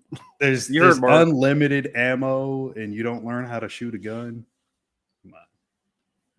Which one? I'm sorry, Flyboy what- and oh, Dawn. yeah. Mark don't like women shooting. He's fucking Is that it? sexist. That's what Yeah. it is. Okay. Fucking- You, Yeah. you said, "Oh, you let the woman do it." Mark, No, I don't mean, like women if she shooting. learned, he should learn. That's my whole point. Like, why didn't he learn?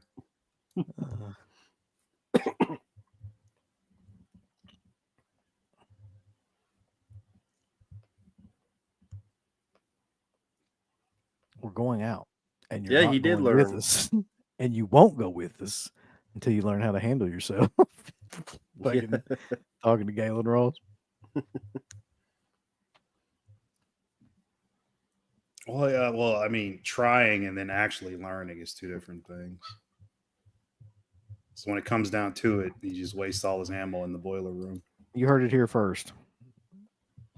Yeah, that was early on. Then he learned how to shoot. So it wasn't the shooting that was the problem. He don't have hops. He didn't hop up the elevator. See, if he had the hops, if he was like Basketball Jones, he would have got up the elevator. He would have been fine. That was his issue, not shooting. He has no hops.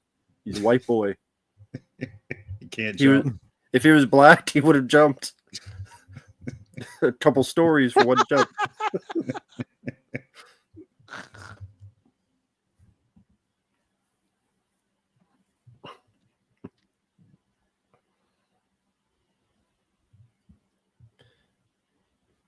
Back in the day when you could only use tape recorders. This is such a weird part of this movie too, where you really find out he's lost his mind. Like, that. Yeah, is the head Nicotero or the other guy? I think it's Nicotero, isn't it? Yeah, I wasn't sure if it was him or the other guy.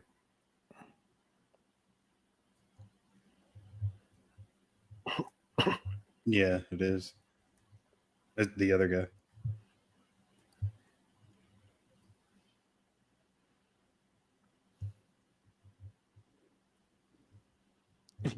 Mark, do your best country accent. You got one you can break out on us? No, I don't. Country. And funny enough, the head kind of reminds me of the Thing, like before it stretches Yeah. out with the way it moves and stuff.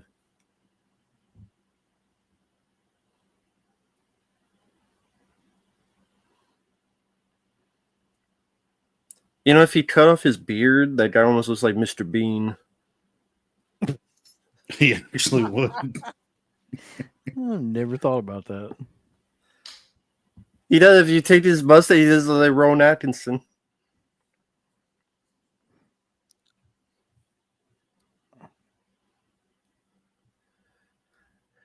I'm not saying I would want this, but I am surprised they never tried to do another film with Bub. They did. He was in Well, the Dawn of the Dead remake or Dawn of the Dead well, Contagion. no, that's or- Bud. Oh, that's true. But I mean, I'm just surprised. I mean, I get why, because it's different rights, but because I'm sure there's probably people that want him to do sequels to Dawn or Day with the same characters, Mm-hmm. or the two characters meeting, just can't with the rights.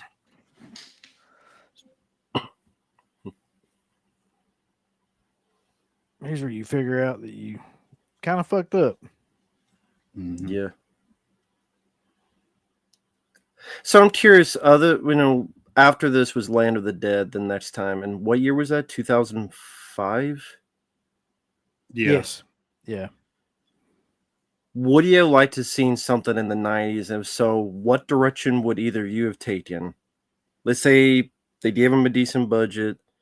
He does in like 93 or whatever. What direction would you wanted Romero to take?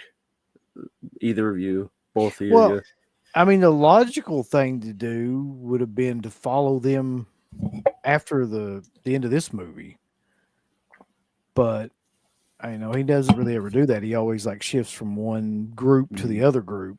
So I don't know. I like the basic idea of what he was trying to do with the Fiddler Green thing. I just hated the execution of that movie. Like I like the idea of segregating the rich people from the rest of the people, because that's exactly probably what would happen in a situation like that. They'd build a big moat or something around a fucking, part, or get an island. And that's where the rich people would be, and then everybody else would just be screwed and forced to fend for themselves. So I just wish that he could have done so much more with that idea that they didn't. He really don't even bring that up until like a 3/4 of the way through the film, where you like meet Dennis Hopper and all that stuff. And I mean, he's got to go on all the stupid runs and Dead Reckoning, and you got to meet John Leguizamo's dumbass, and all that stuff has to happen. Yeah, it's kind of hard to say, just because like I was literally a little kid in the 90s, so I'm not with Romero. It seems like he starts with his idea of like the subtext and the message or whatever, and then he kind of spirals out from there, because that's sort of the underlining theme of the movie, but not necessarily the main point. So whatever was going on in the 90s versus the 80s, that would have probably been the logical way to go with it.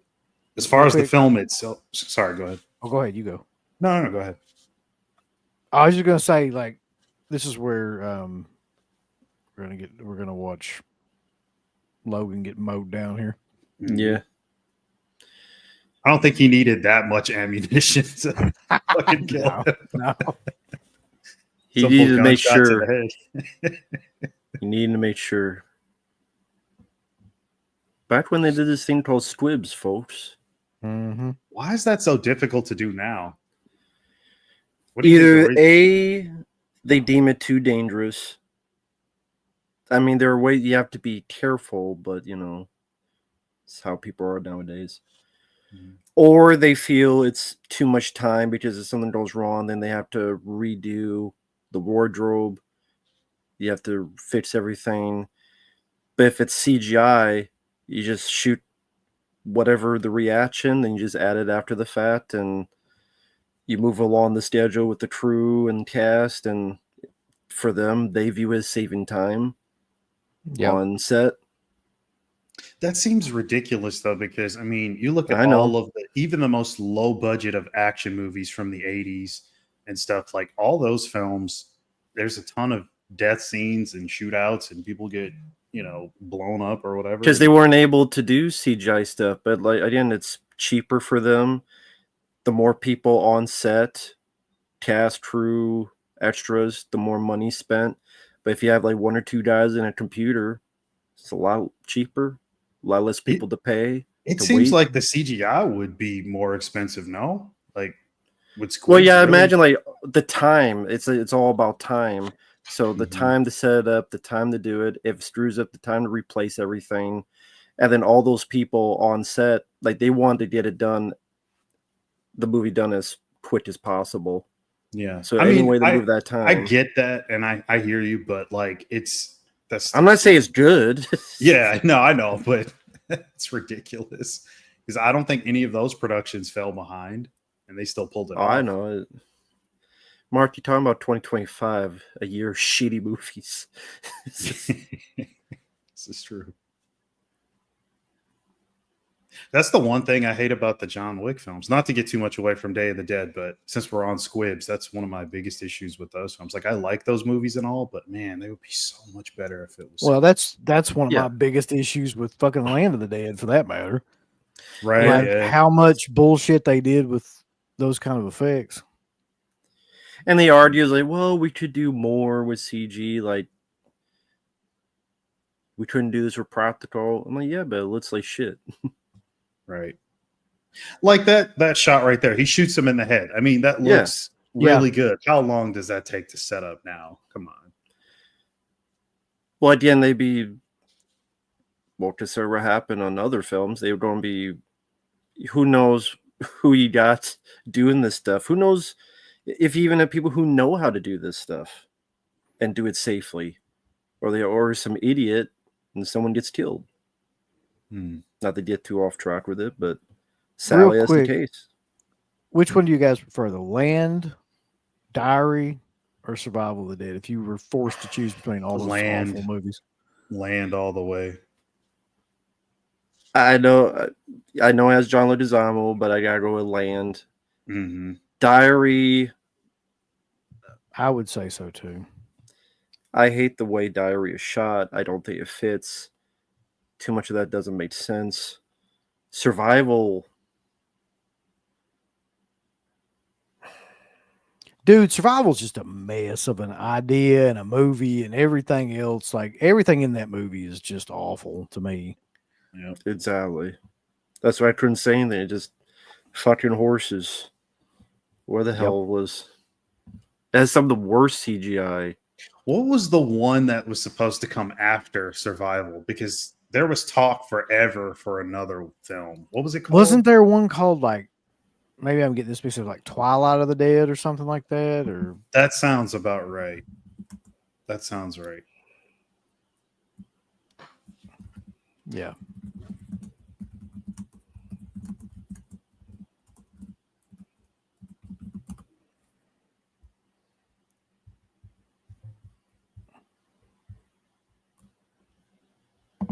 He's going to whip his eyes. They are currently making Twilight of the Dead, yeah. What is that movie that his daughter's making or whatever? Oh yeah. Fucking Rave of the Dead or something crazy. Like, it's The not that. Festival of the Dead or something. No, Festival of the Dead already came out, didn't it? Queens Right, of the yeah. Dead. That's it. Queens of the Dead, yeah. Yeah. About gay zombies. Right. No, that's I'm serious. No, I know. Yeah. Oh, well, I'm just asking in case people that make a joke. No, that's what it's about. I'm sorry. I just automatically can't. No, take it I- seriously. No. Matt, do you remember the one we were looking up that one time? And it's not called Queens of the Dead. It's something similar to that, and it's got a similar theme, but I think it's gay zombies, but I can't remember. Should just be called Day of the Dead. First of all, I think that was what it might have been called. let me ask you Yeah. a question. Like, if you're a zombie, do you give a fuck about sexual preference at that point? Like, Exactly. does that even Depends if you're register? necromantic. I guess if maybe you're I in the movie didn't- Necromantic or something. Maybe I don't know. I didn't know this either. Though. It says Alpha says Universal was ready to do a sequel to Lamb, but George declined. Yeah, he fucking hated doing that. He hated doing a studio movie. I know that. Mhm. And yeah, you're right, Martha. It was Day of the Dead. Yeah. Okay.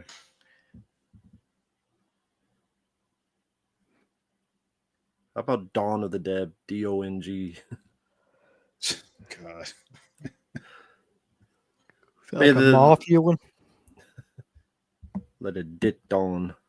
Oh, Dong. I thought you meant Dawn. DONG. No. Dawn of the Dead, like with a mafia guys. That's all. I mean that can work too. Yeah, good. But good shovel bit coming up. The whole shovel gag is a fun one. Yeah. The head pop or top of the head. He just hits you with a big piece of fucking wood or something always like that. So for either of you, what's your favorite gore bit in the movie? It's got to be Rhodes. Yeah. That's the big money shot. I gotta go with the head tearing off just for that detail of the voice stretching. Oh yeah, that's a super cool. And also it's like it gets like his eye, not his eye, but like you see more of his eye. Right. Yeah. That always for some reason got me more because the details.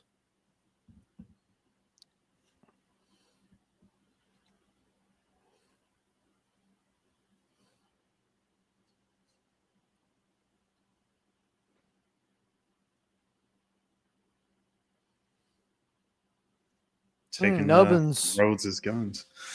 Yeah.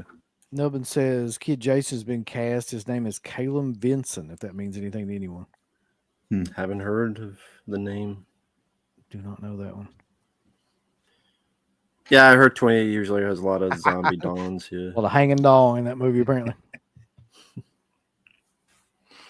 Yeah. That's a good one, too. So I'm curious, do you remember when you warmed up to this film?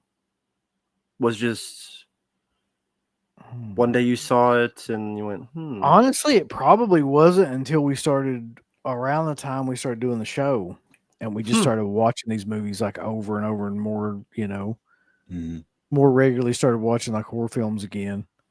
That I really started to kind of warm up to it again.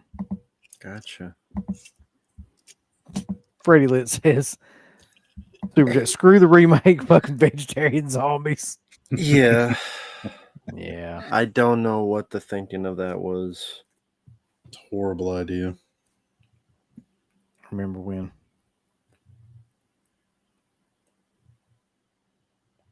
Yeah, we're gonna have woke zombie. I guarantee you that's gonna happen in the next year. Like there'll be a mainstream movie with that in it.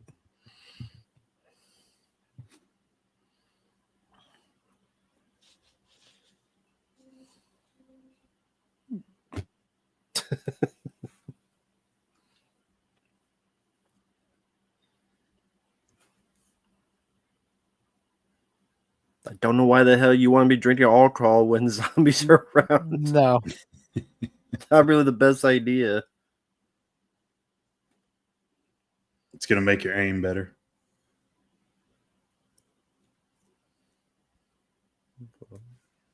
Terry Alexander definitely has good aim. This is a cool shot. Yeah.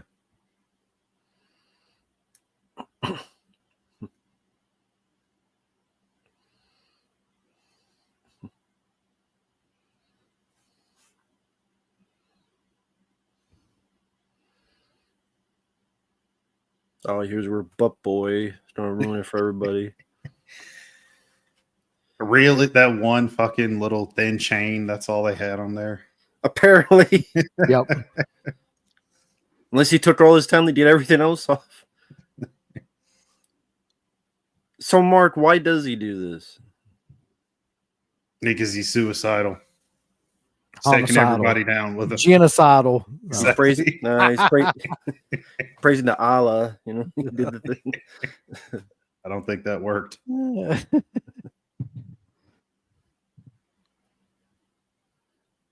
He didn't have a plane, so he decided to use zombies.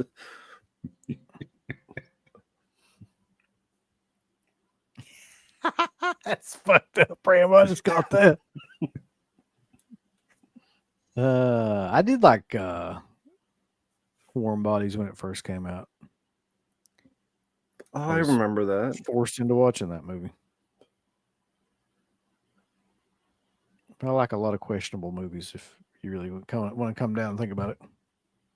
I mean, I don't mind it for what it is. It was different. I mean, I've seen worse. I could watch it. I mean, I love World War Z. I didn't mind that when I saw it in the theater, honestly. Yeah, especially yeah, go ahead. I was just gonna say I thought it had a unique take anyway. Like, I mean, how many times can you watch the same shit story about, zombies and stuff? There has to be something to it. Mm-hmm. Something different. And I liked how, unlike other films, it ended on a more quiet note with a stealth, which usually would be like this big action scene. But anyway, not get off tangent, but yeah, I like that film. Mark, when you can take it out that water bong. I should try. Freddie Lit says a woke zombie movie would have the zombies stop eating people because of the blue hair, fat Twitter. It's racist. Jesus. Y'all, now listen, we're good people, though. I just want everybody to know that in this chat. Good people. Mm-hmm.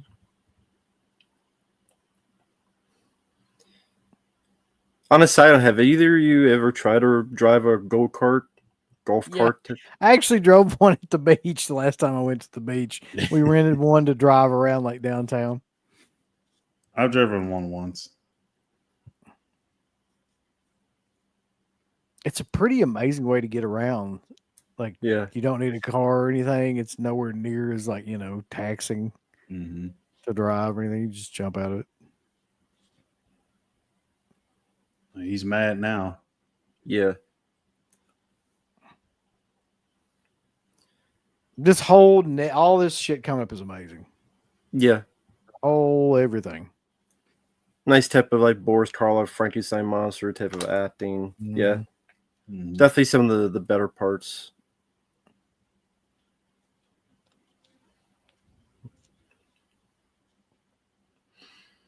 Although I don't think he went out and taught zombies a bunch of anything.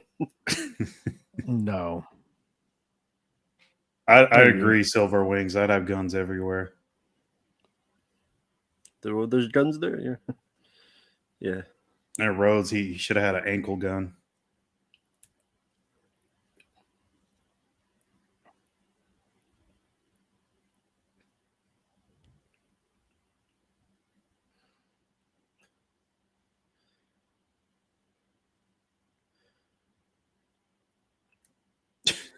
What's his plan? Just gonna stop and look. Yeah, every direction. I like where he starts freaking out and he's like, holy shit.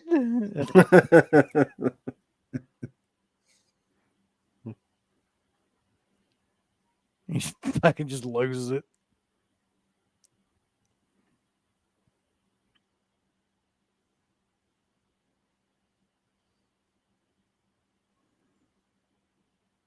Yep.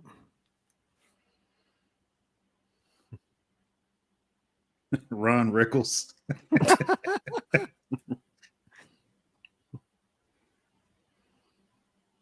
don't think he's gonna make it, Bulls. Yeah, doesn't he die laughing? Yeah. Well, kinda. I mean, for a brief period of time, yeah. Yeah.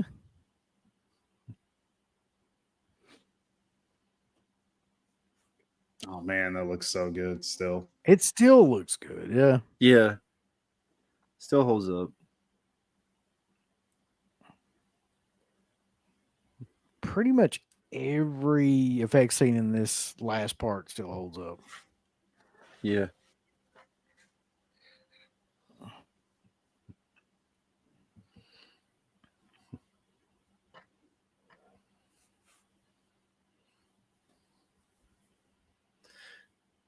So is there something in this film you would like to have seen them do and they didn't do?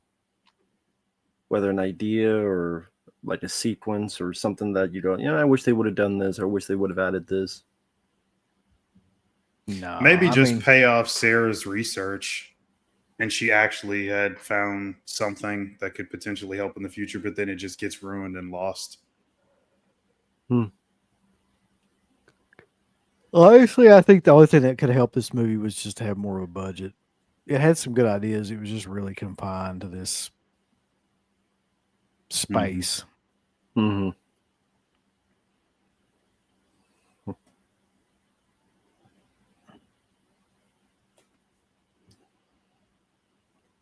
Oh, yeah.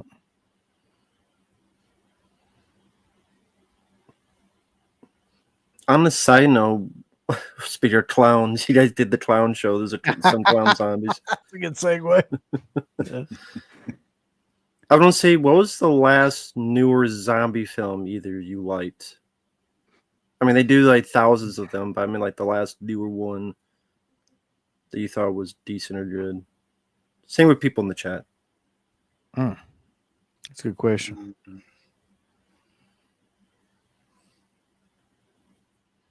Shit, I don't even know. I can't even remember the last new zombie movie I saw.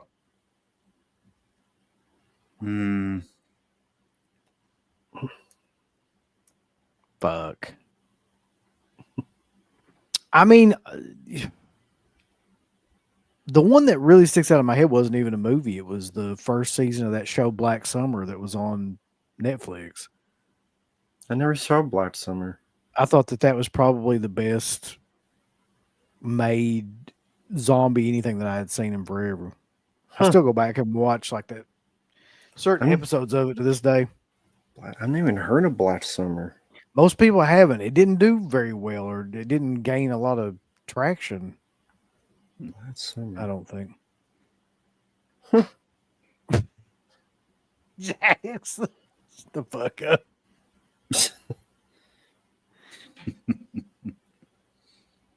Okay. Spinoff of Z Nation. I haven't seen Z Nation.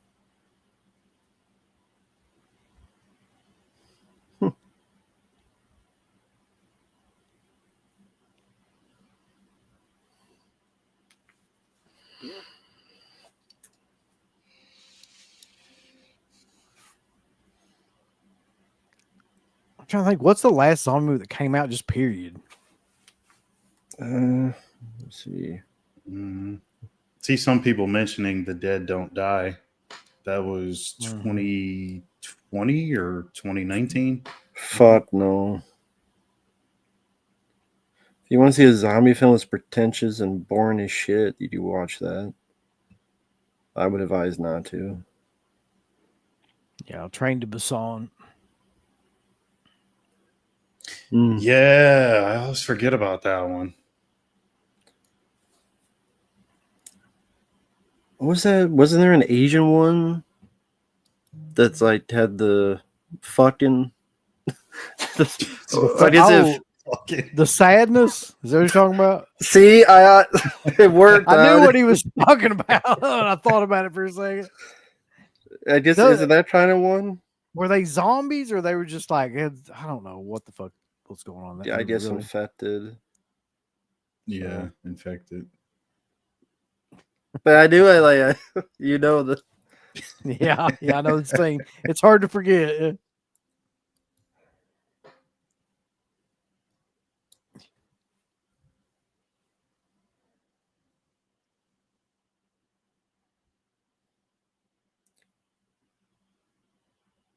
Well, I guess really bad ones. What was the one you saw? Festival of the Dead or something? Oh, Or fuck. Yeah, I did see that. Was that the Selska sisters one? Didn't they do one? Yeah, they did. I think that was it. Bless their yes, it hearts. was. They try, man. They really do, but they just can't make a movie worth of shit between the two of them. Yeah. Pretty lit. Y'all listen to the song "My Hero" by the Foo Fighters. You mean like right now, or As in Rose tries general? to get away, or yeah? That would be perfect. Like him just here go my hero. He just yeah. I'm dying all the way. Yeah, I remember that from the days of Varsity Blues with the Beak Vanderbeek. Mm-hmm.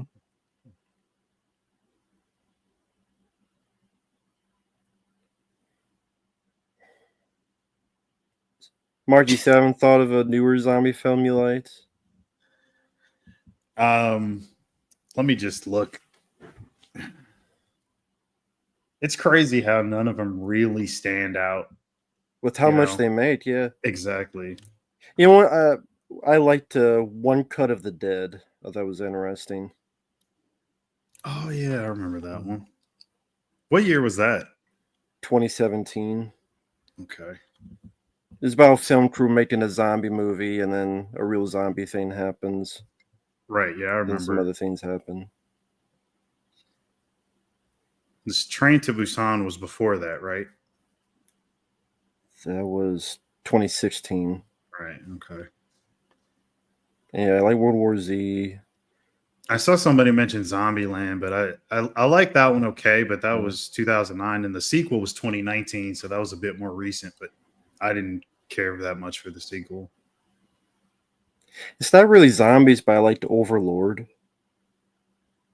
Yeah, that with Kurt Russell's son in it. right. Yeah.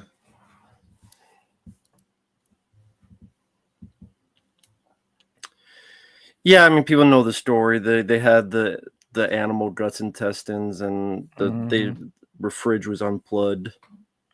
So when they rip apart roads, they couldn't really eat it because the smell was so. It was rotten and all that. Mm-hmm.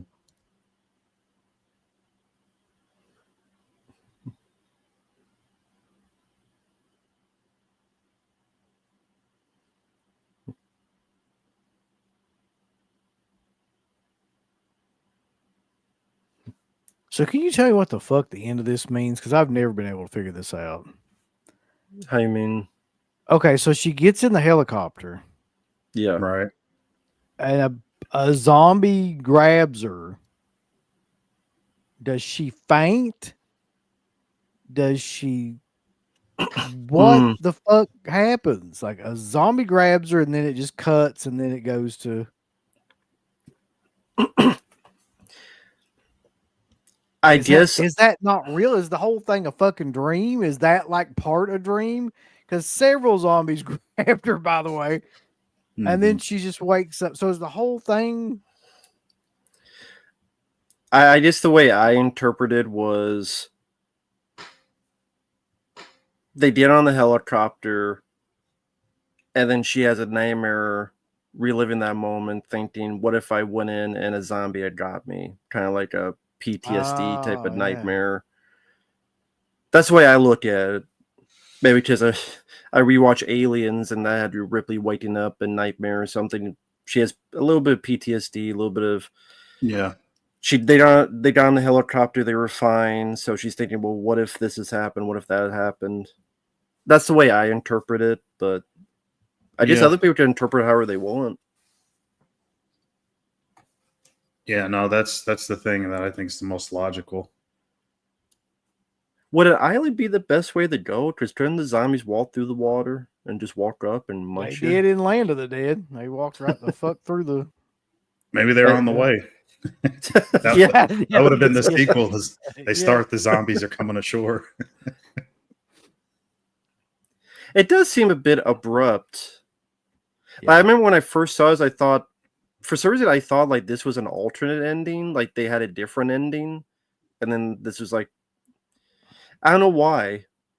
I think when I first heard about this, the person told me, "Oh yeah, that has a really downbeat ending." I don't know why he said that, because it doesn't.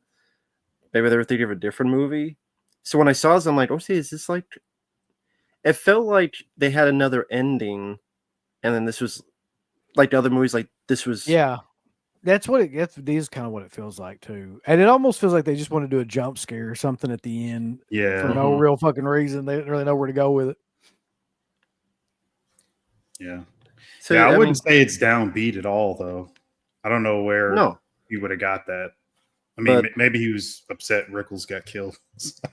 The only downbeat part of it is where they're basically just explaining there's no humans left. I mean, they're outnumbered. What did he say? That 400,000 to 1. So there's like nobody really. Right. Like it's just all zombies at that point. So that's another thing. Mark, Dawn has a better ending. But why? Because they fly away. How the fuck, Mark? Can you not? Ken Foray. Yes. Shooting that cowboy music. That music kicks in. Taking people to face. Punching zombies, like front kicking zombies. Here, she's like, and then people are confused. They don't know if it's a dream or not. And then it's abrupt. And is that the ending? What's wrong with ambiguity? I mean, I don't well, there's the difference between that and confusion. He was confused for years as to what the hell happened. I'm still kind of confused. See, ambiguity and confusion are two different things. But no, I mean, it could create some confusion, but the Dawn ending is the perfect, like, I don't know, happy ending, if there is such a thing, to like a Romero movie where he just fucking, he's going to kill himself, and then he just all of a sudden judo starts throwing zombies around, thinking, like he knows karate, and just starts beating the shit out of everybody, and then gets on the helicopter. But anyway, Yeah, I mean, what if the helicopter malfunctioned and crashed, and what if all that happened? I mean, it could have Look at it that way. woman driving it and everything. Fuck, Yeah, that's right. straight into the river with that son of a bitch. Anyway, so that was Day of the Dead, though. That went by really quick. It's a shorter movie. Yes. What are your all's impressions now? I mean, after watching it again. It's still the best of the three. Well, yeah, still the second best. But I've always enjoyed Day of the Dead ever since I first saw it. All jokes aside, I do think it's a very good zombie film. Has excellent special effects. Has a great score. I think Rhodes, very memorable character, wonderful lines. Bub, Richard Liberty. I think Laura Cordeal does what she can. I think her character is very thinly written, but I think Laura Cordeal, the actress, she does what she can. I think she does a good job. I think her character had been written better. The one guy who like killed everybody, he was a pussy. He's just like going to Allah and shit, you know. How could they have made her character better?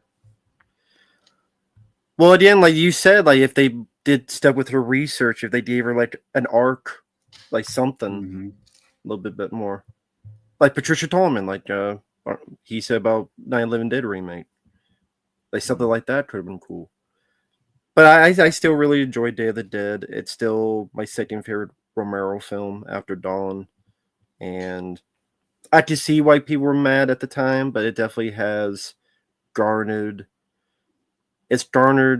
love and it deserves it. So rest in peace to George, and he did a great job with it. Oh, Phantasmat, not you two. Day is second best. Whatever, buddy. Well, we don't know what he thinks is first. Like, what if I he's was like thinking Night or something? like Survival the most. Yeah, I would fucking smack him if he said that. He's like, Diary's the best. There you go, Matt Arnett. Exactly. Dawn is the best. Thank you. There you go. 3-1. We win, Mark. Well, that's it. It's over with. Case closed. You're welcome. Nah, man. How about you after you seen it again? Which one of me? You. Yeah. Yeah. I mean, I've seen it so many times. I feel Me too. pretty much the same. Like Joe Pilato, I'd never not get a kick out of all the shit that he's in. Like all the scenes that he's in. The effects still hold up amazingly well 40 years on. Like it's crazy that how good those are, how seamless they are, you know. Yeah, even in high definition and stuff.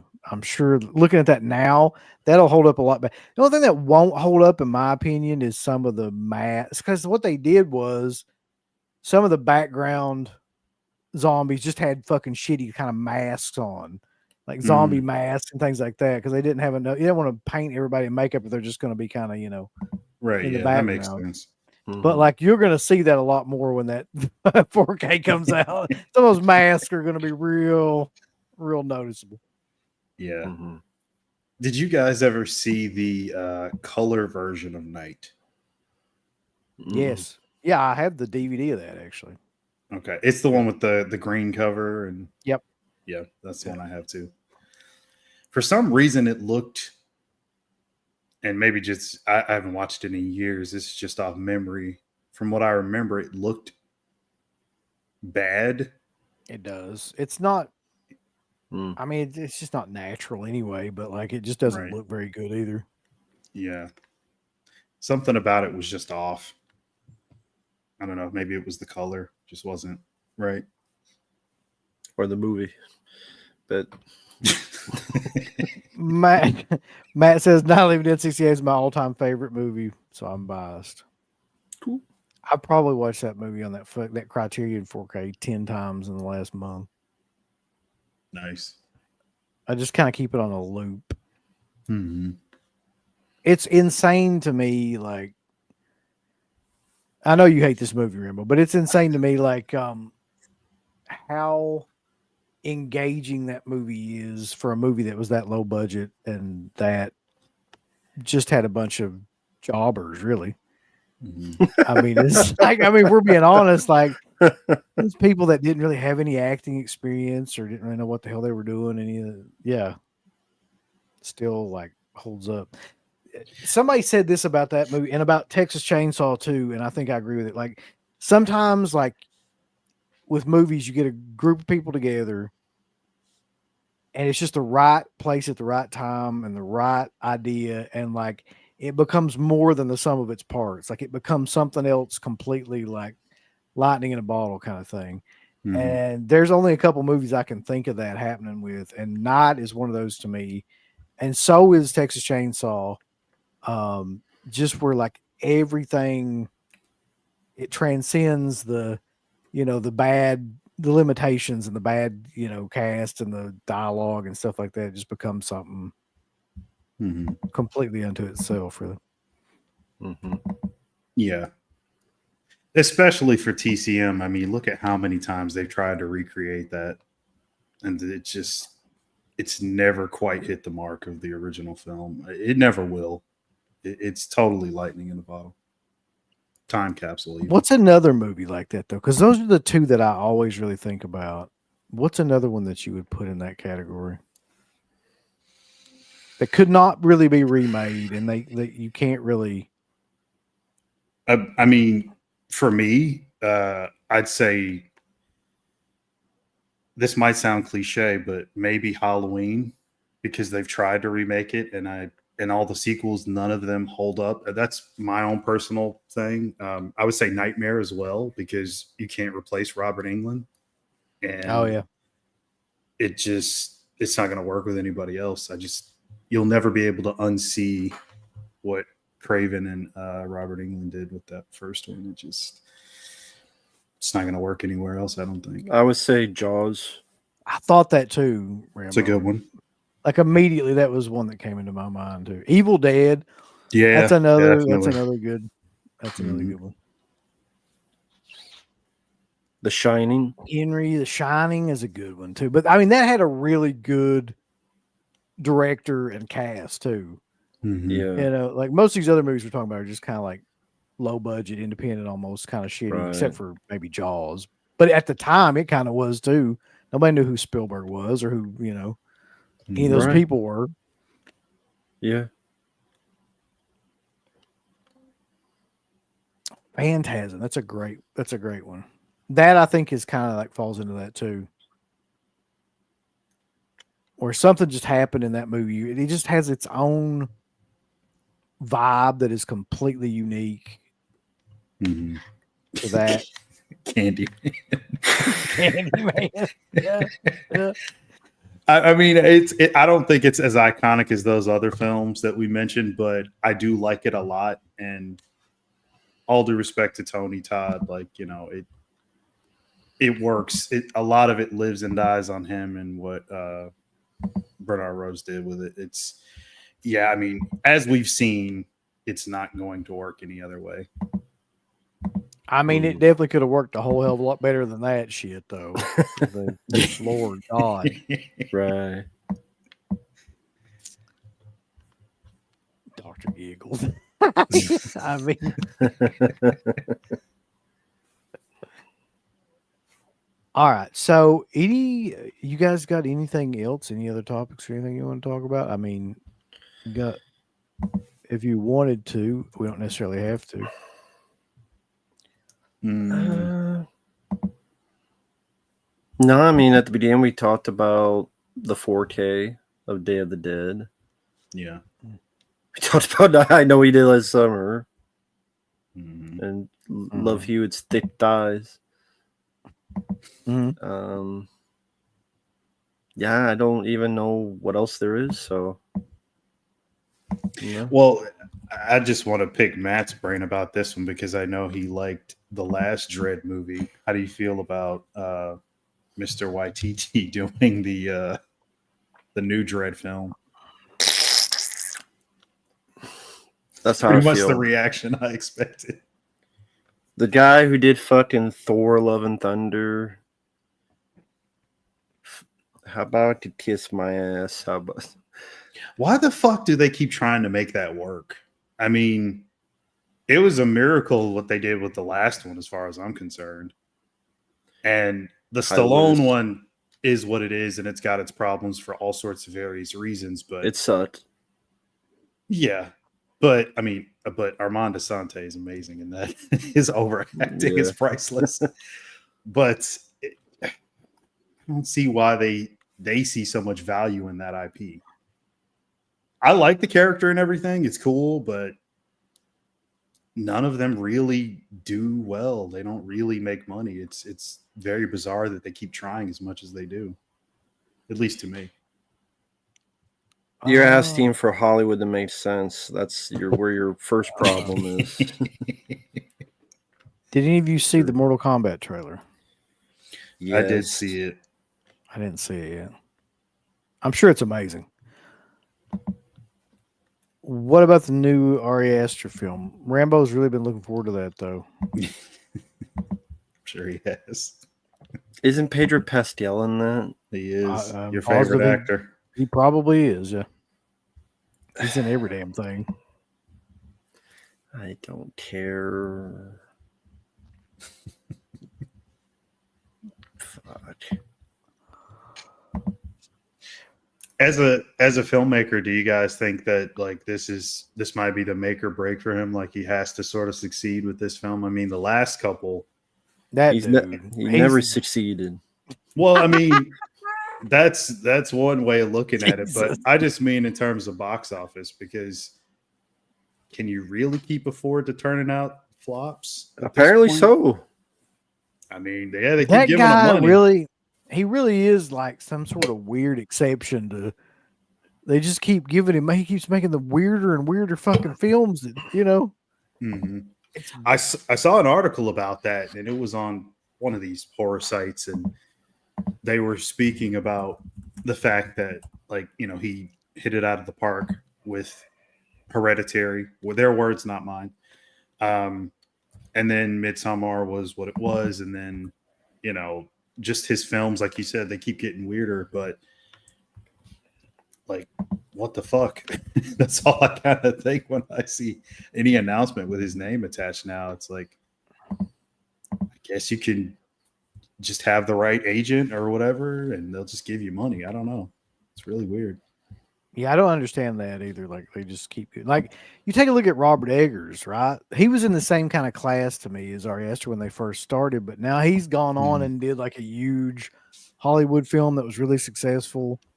Regardless of what you think about Right, it, yeah, was yeah, really, he really was. successful. So like, and like who's somebody else? Like you got your Mike Flanagans and shit like that have gone on and done things. You got like who's another guy in that league too? Let's see, Eggers. I Aster, guess you could kind of put Jordan Peele in that class in a way. Ty West. That's what I was thinking of too. Yeah, him He's too. kind of gone on and done Hollywood kind of stuff. So I don't know. He's just really seemed to be like, of all those guys, he's the one that's the most like, I do not give a fuck about what anybody thinks about these movies or if they're commercially successful. Like, here's a fucking like Beau is Afraid, and then here's like a Sasquatch movie, and yeah, whatever. Yeah. Yeah. What's going on with Stranger Things? I'm apparently completely off the radar. Is that coming back? Oh yeah, Yeah. they dropped the new trailer for it Okay. for the last season. Finally. But yeah, that should. I think it's in November. Comes out, and of Cool, course I'm out. Netflix is gonna milk that for all it's worth because they're splitting up the season like they did last time, but this time in 3 parts. Damn, man. Yeah, I mean that's their bread and butter, though. That's the most successful thing they've done. So That's they're gonna- cool. I won't watch it. You said you will or you He won't? said he won't. I'm pretty Oh, sure. okay. So that's cool. I won't watch it. No, I've been sitting there damn near 30 years old. Pretty much. That's true. It's like, I don't know what you could do at this point. Yeah, if I can't wait for more dick monsters. He says Bo's Afraid was great. I haven't seen that movie still this day. Yeah, it's about as great as AIDS.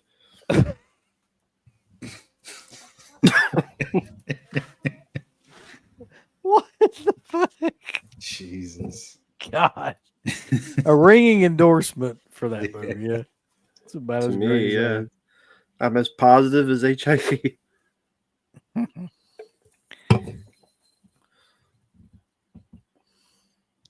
that.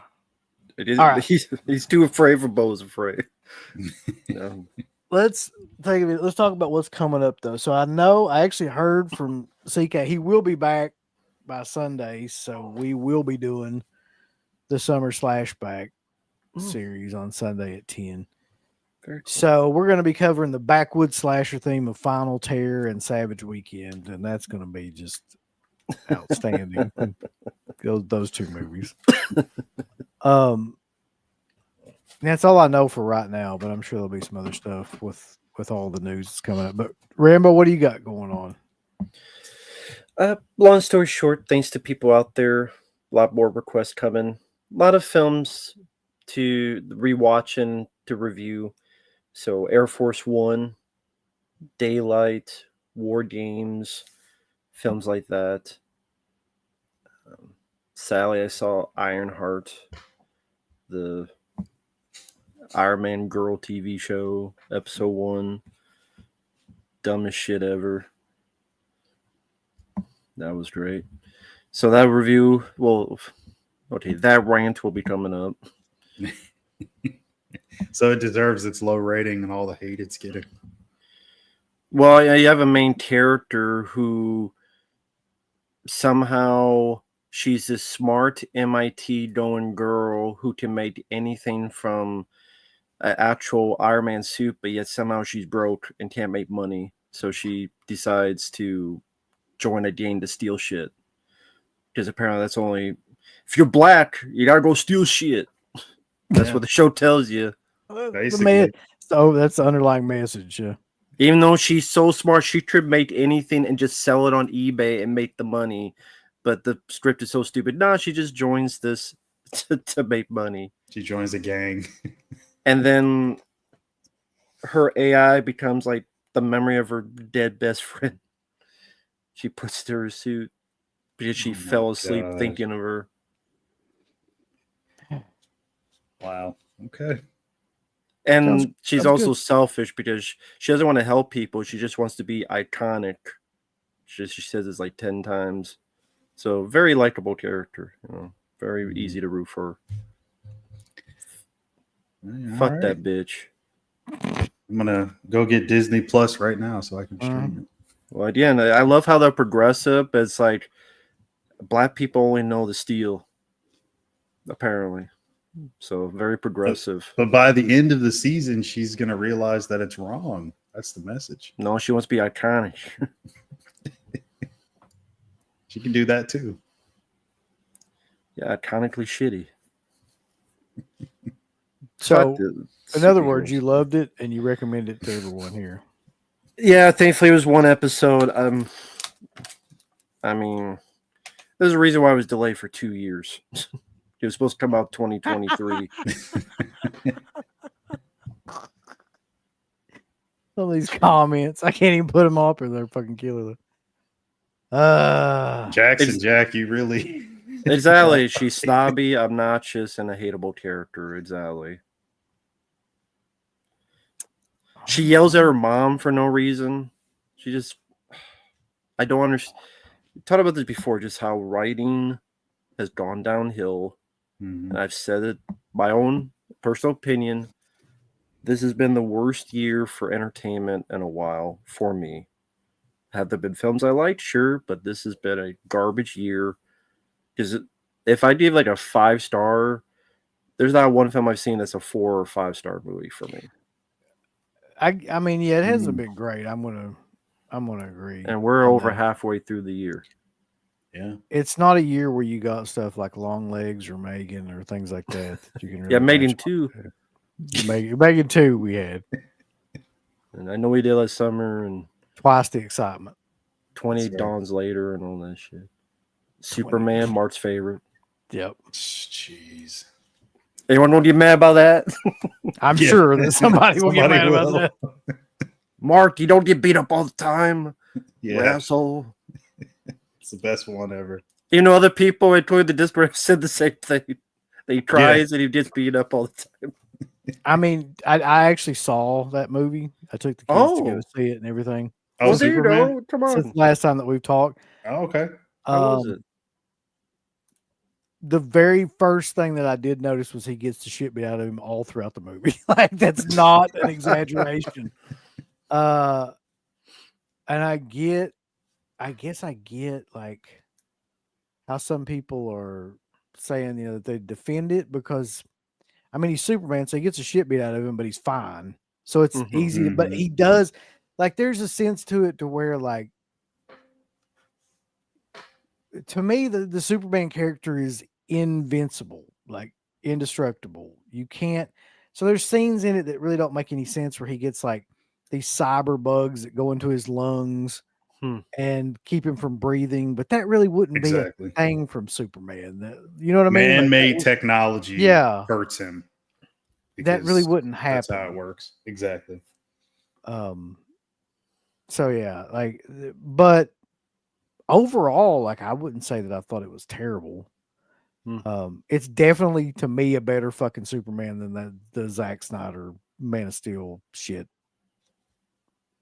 So Mark would disagree. I see his face. yeah, I mean, I I see know he his would, face. but like I I fucking just- hated that movie, man. Like I talked about this on the Discord earlier, I haven't seen it, so I can't say. where I mean, just looking at villains like Michael Shannon as Zod, I thought was really good. And Yeah. I think even somebody else agreed with me, but You didn't They like like- Supergirl calling him a bitch? Listen, Supergirl comes in. This is the part of the movie, like that's kind of exaggerated too, because she comes in and she's drunk, and she's basically just like that's her place that supposedly he's staying at, the the Ice Palace or whatever it's called. It's called something I can't remember.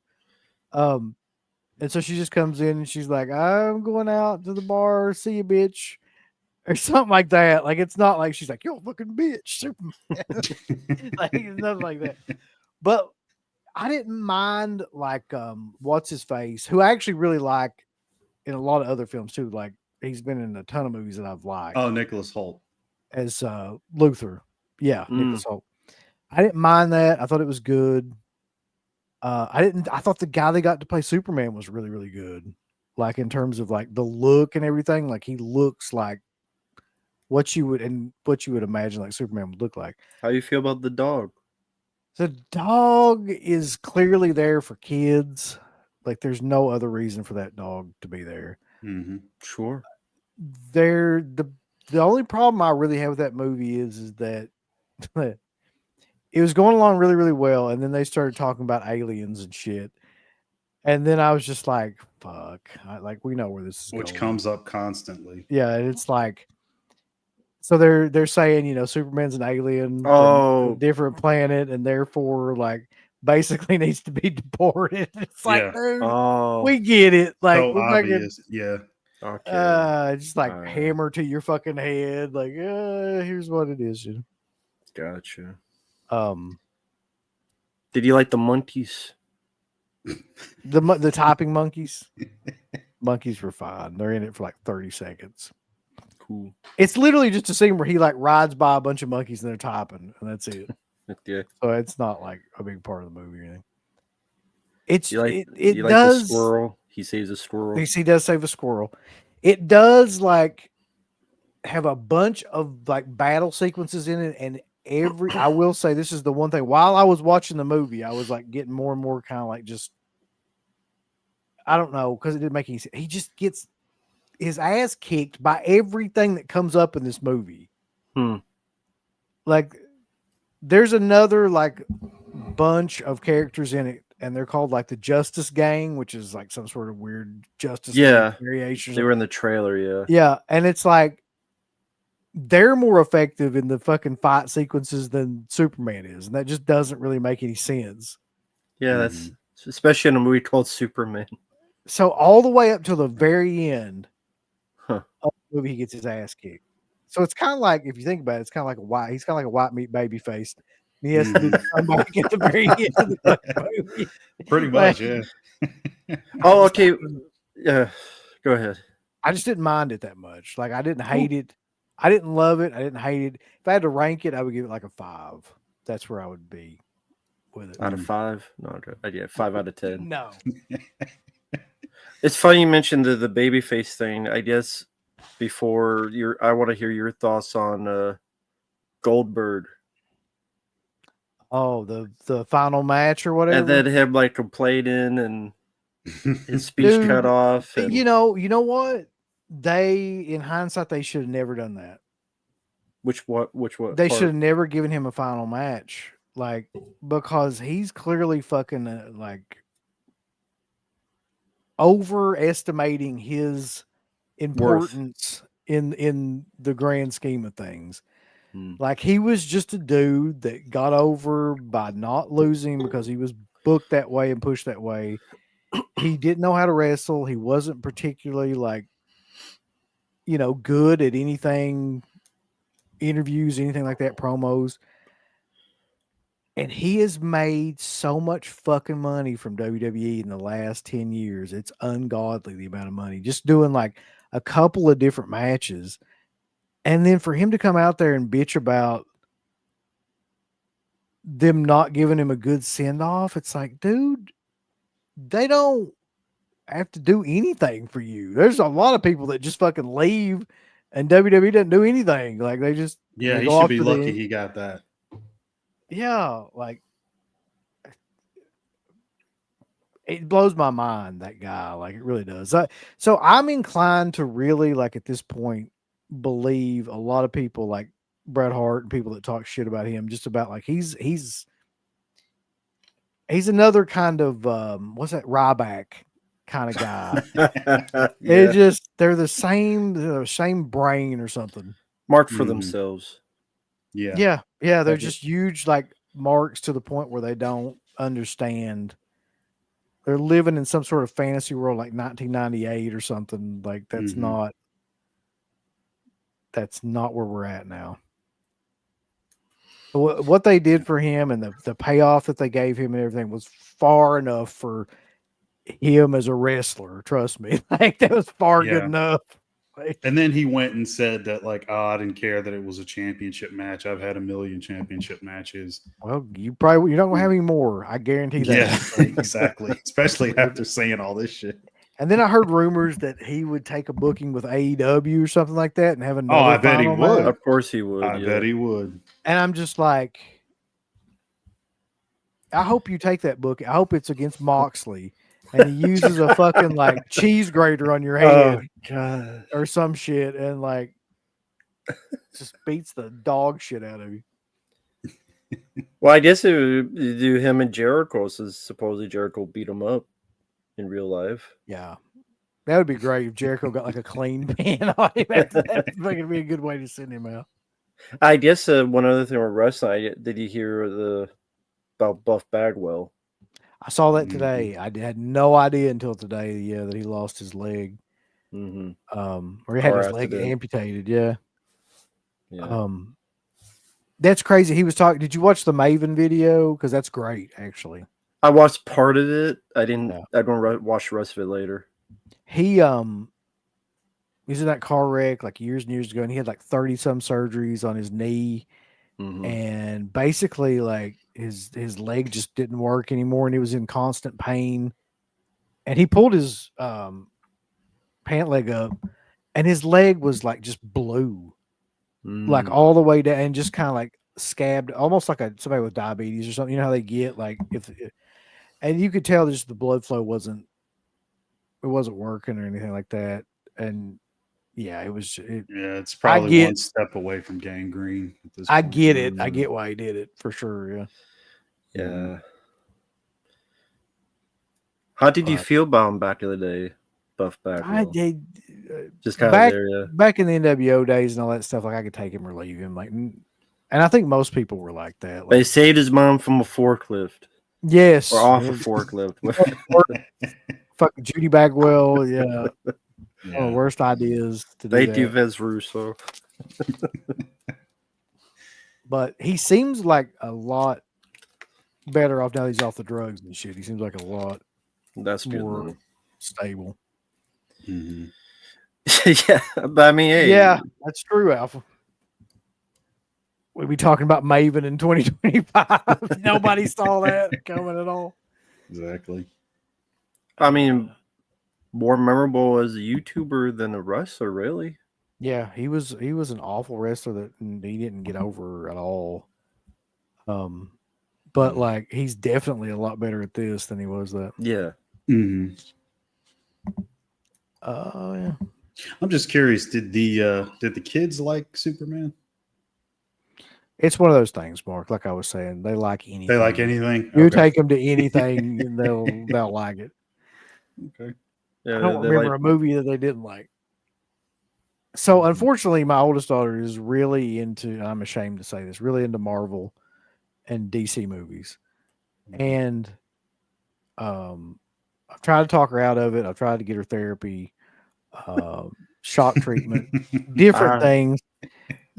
But so you've seen Fantastic Four. Yeah, I have to see all this shit. That's what I'm saying. Like against my will, I will have to see all these awful movies. And I tell her when I heard because she's talking about that movie already. She's like, "Oh, it's so psyched to see the new Fantastic." I'm like, "Dude, they made like 3 of these fucking movies now. They're never any good. Like this movie will not be any good. Like I will stake my life on the fact that movie will suck." You didn't mind but- Superman. You never know. Maybe it's a 5 out of 10. Maybe. 5 out of 10. Fantastic 4 out of 10. Just looking at like who's in it, I highly doubt that. Well, yeah. I'm trying to be optimistic. Well, I'm not. I know it's going to suck.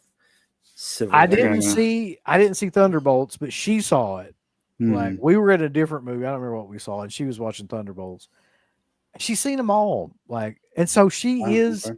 I kind of wanted to talk to her about this the other day, but I didn't get a chance to. Like to just pick her brain and figure out because she is that audience that I always talk about, like where I say I don't understand people that go to all these movies. So I want to know like what it is about those fucking movies is just so captivating to her because she's not young. She's like 13, getting ready to turn 14. Mhm. So it's like, I just want to know, like, what are you seeing that I'm not fucking seeing? You know? Was that her who she didn't like the Beetlejuice sequel, right? No, she hated it. Okay. Yeah. So all right, we got one. That's Yeah. one thing she didn't like. That's true. She really didn't like that movie. No, Jazz and Jad, I did not like Thunderbolts, where the ending is they hug it out. And Captain I America think was trash. I had to see that movie. At least I had to see half of that movie because I was going back and forth between that movie and another movie. Matt asked in the chat, "Did Peacemaker show up in Superman?" Yes, he did actually. So I know Rambo. He did for like, gonna- yeah. Oh, that scene, get to see some John Cena Yep. in Superman. Whatever. You'll love it, dude. You'll absolutely love it. Yeah. All right. I gotta get off here though. Mark, what you got anything going on? I'm going to do a Superman review. It's the next. I Please hope God you're do. serious. That would be I'm- great. I'm not. Why not? Like, just be honest. Well, I mean, I've kind of said everything here already. Yeah, but dude, we want to see a video from you, man. You have the Yeah, same I setup. don't know if I'll waste time on that though. If I do something, it'll be on something else. I don't want to talk about Nicholas Holt crying and throwing pencils on the floor so people can pick it up. Yeah. See, Which we he- want to which hear he this. did so This is many what we want to times. hear. Here's what you need to do. You need to go watch the last Captain America that came out, Thunderbolts, Superman, Fantastic Four, right when it comes out, and then just do a review on all of them at the same time. Watch them back to back. As a matter of fact, just turn the shit on and just start watching those all 4 of those movies at the same time, like back to back, and then just talk about them. God, I don't know if I can make it through all of them. By the end of that, you will be dead. Like, Probably. no chance. All All right, everybody. So until next time, just remember that everybody dies, but Friday Night lives. See you guys. I want all these people to click everything they're supposed to click. You haven't been liking them, you haven't been subscribing to them, you haven't clicked the bell or notification or anything like that. Folks, why don't you click the like button? Do you hate us? Do you not want to see us succeed? Why don't you click the heart button? Is this something that you have against our particular show? Why don't you subscribe? You should click on one of them buttons right now if you want us to continue to breathe greatness into your life. There's all kinds of wonderful shirts over at shop.deadpit.com. Simply the best horror shirts. On TeePublic, there are others, but they all suck. You can get some Dead Pit Radio shirts. You can get Last South on the Left. The Hills Have Eyes. Texas Chainsaw. Oh, wait, you can't say Texas Chainsaw. All kinds of shirts, folks. You're gonna love them. Shop.deadpit.com. Special thanks goes out to our supporters on Patreon. You know what kind of stuff you can get on Patreon, Uncle Bill, starting at only $1 a month? What's that? Access to every Dead Pit show since 2005. We got almost 200 fan commentaries that we've done over the decades. Here's what other fucking Patreons do. They're like, hey, give us money and then we'll let you see a video early that we're going to release like a fucking week from now. And then that's all we're going to give you. Meanwhile, we have a literal jukebox full of songs, thousands of reviews.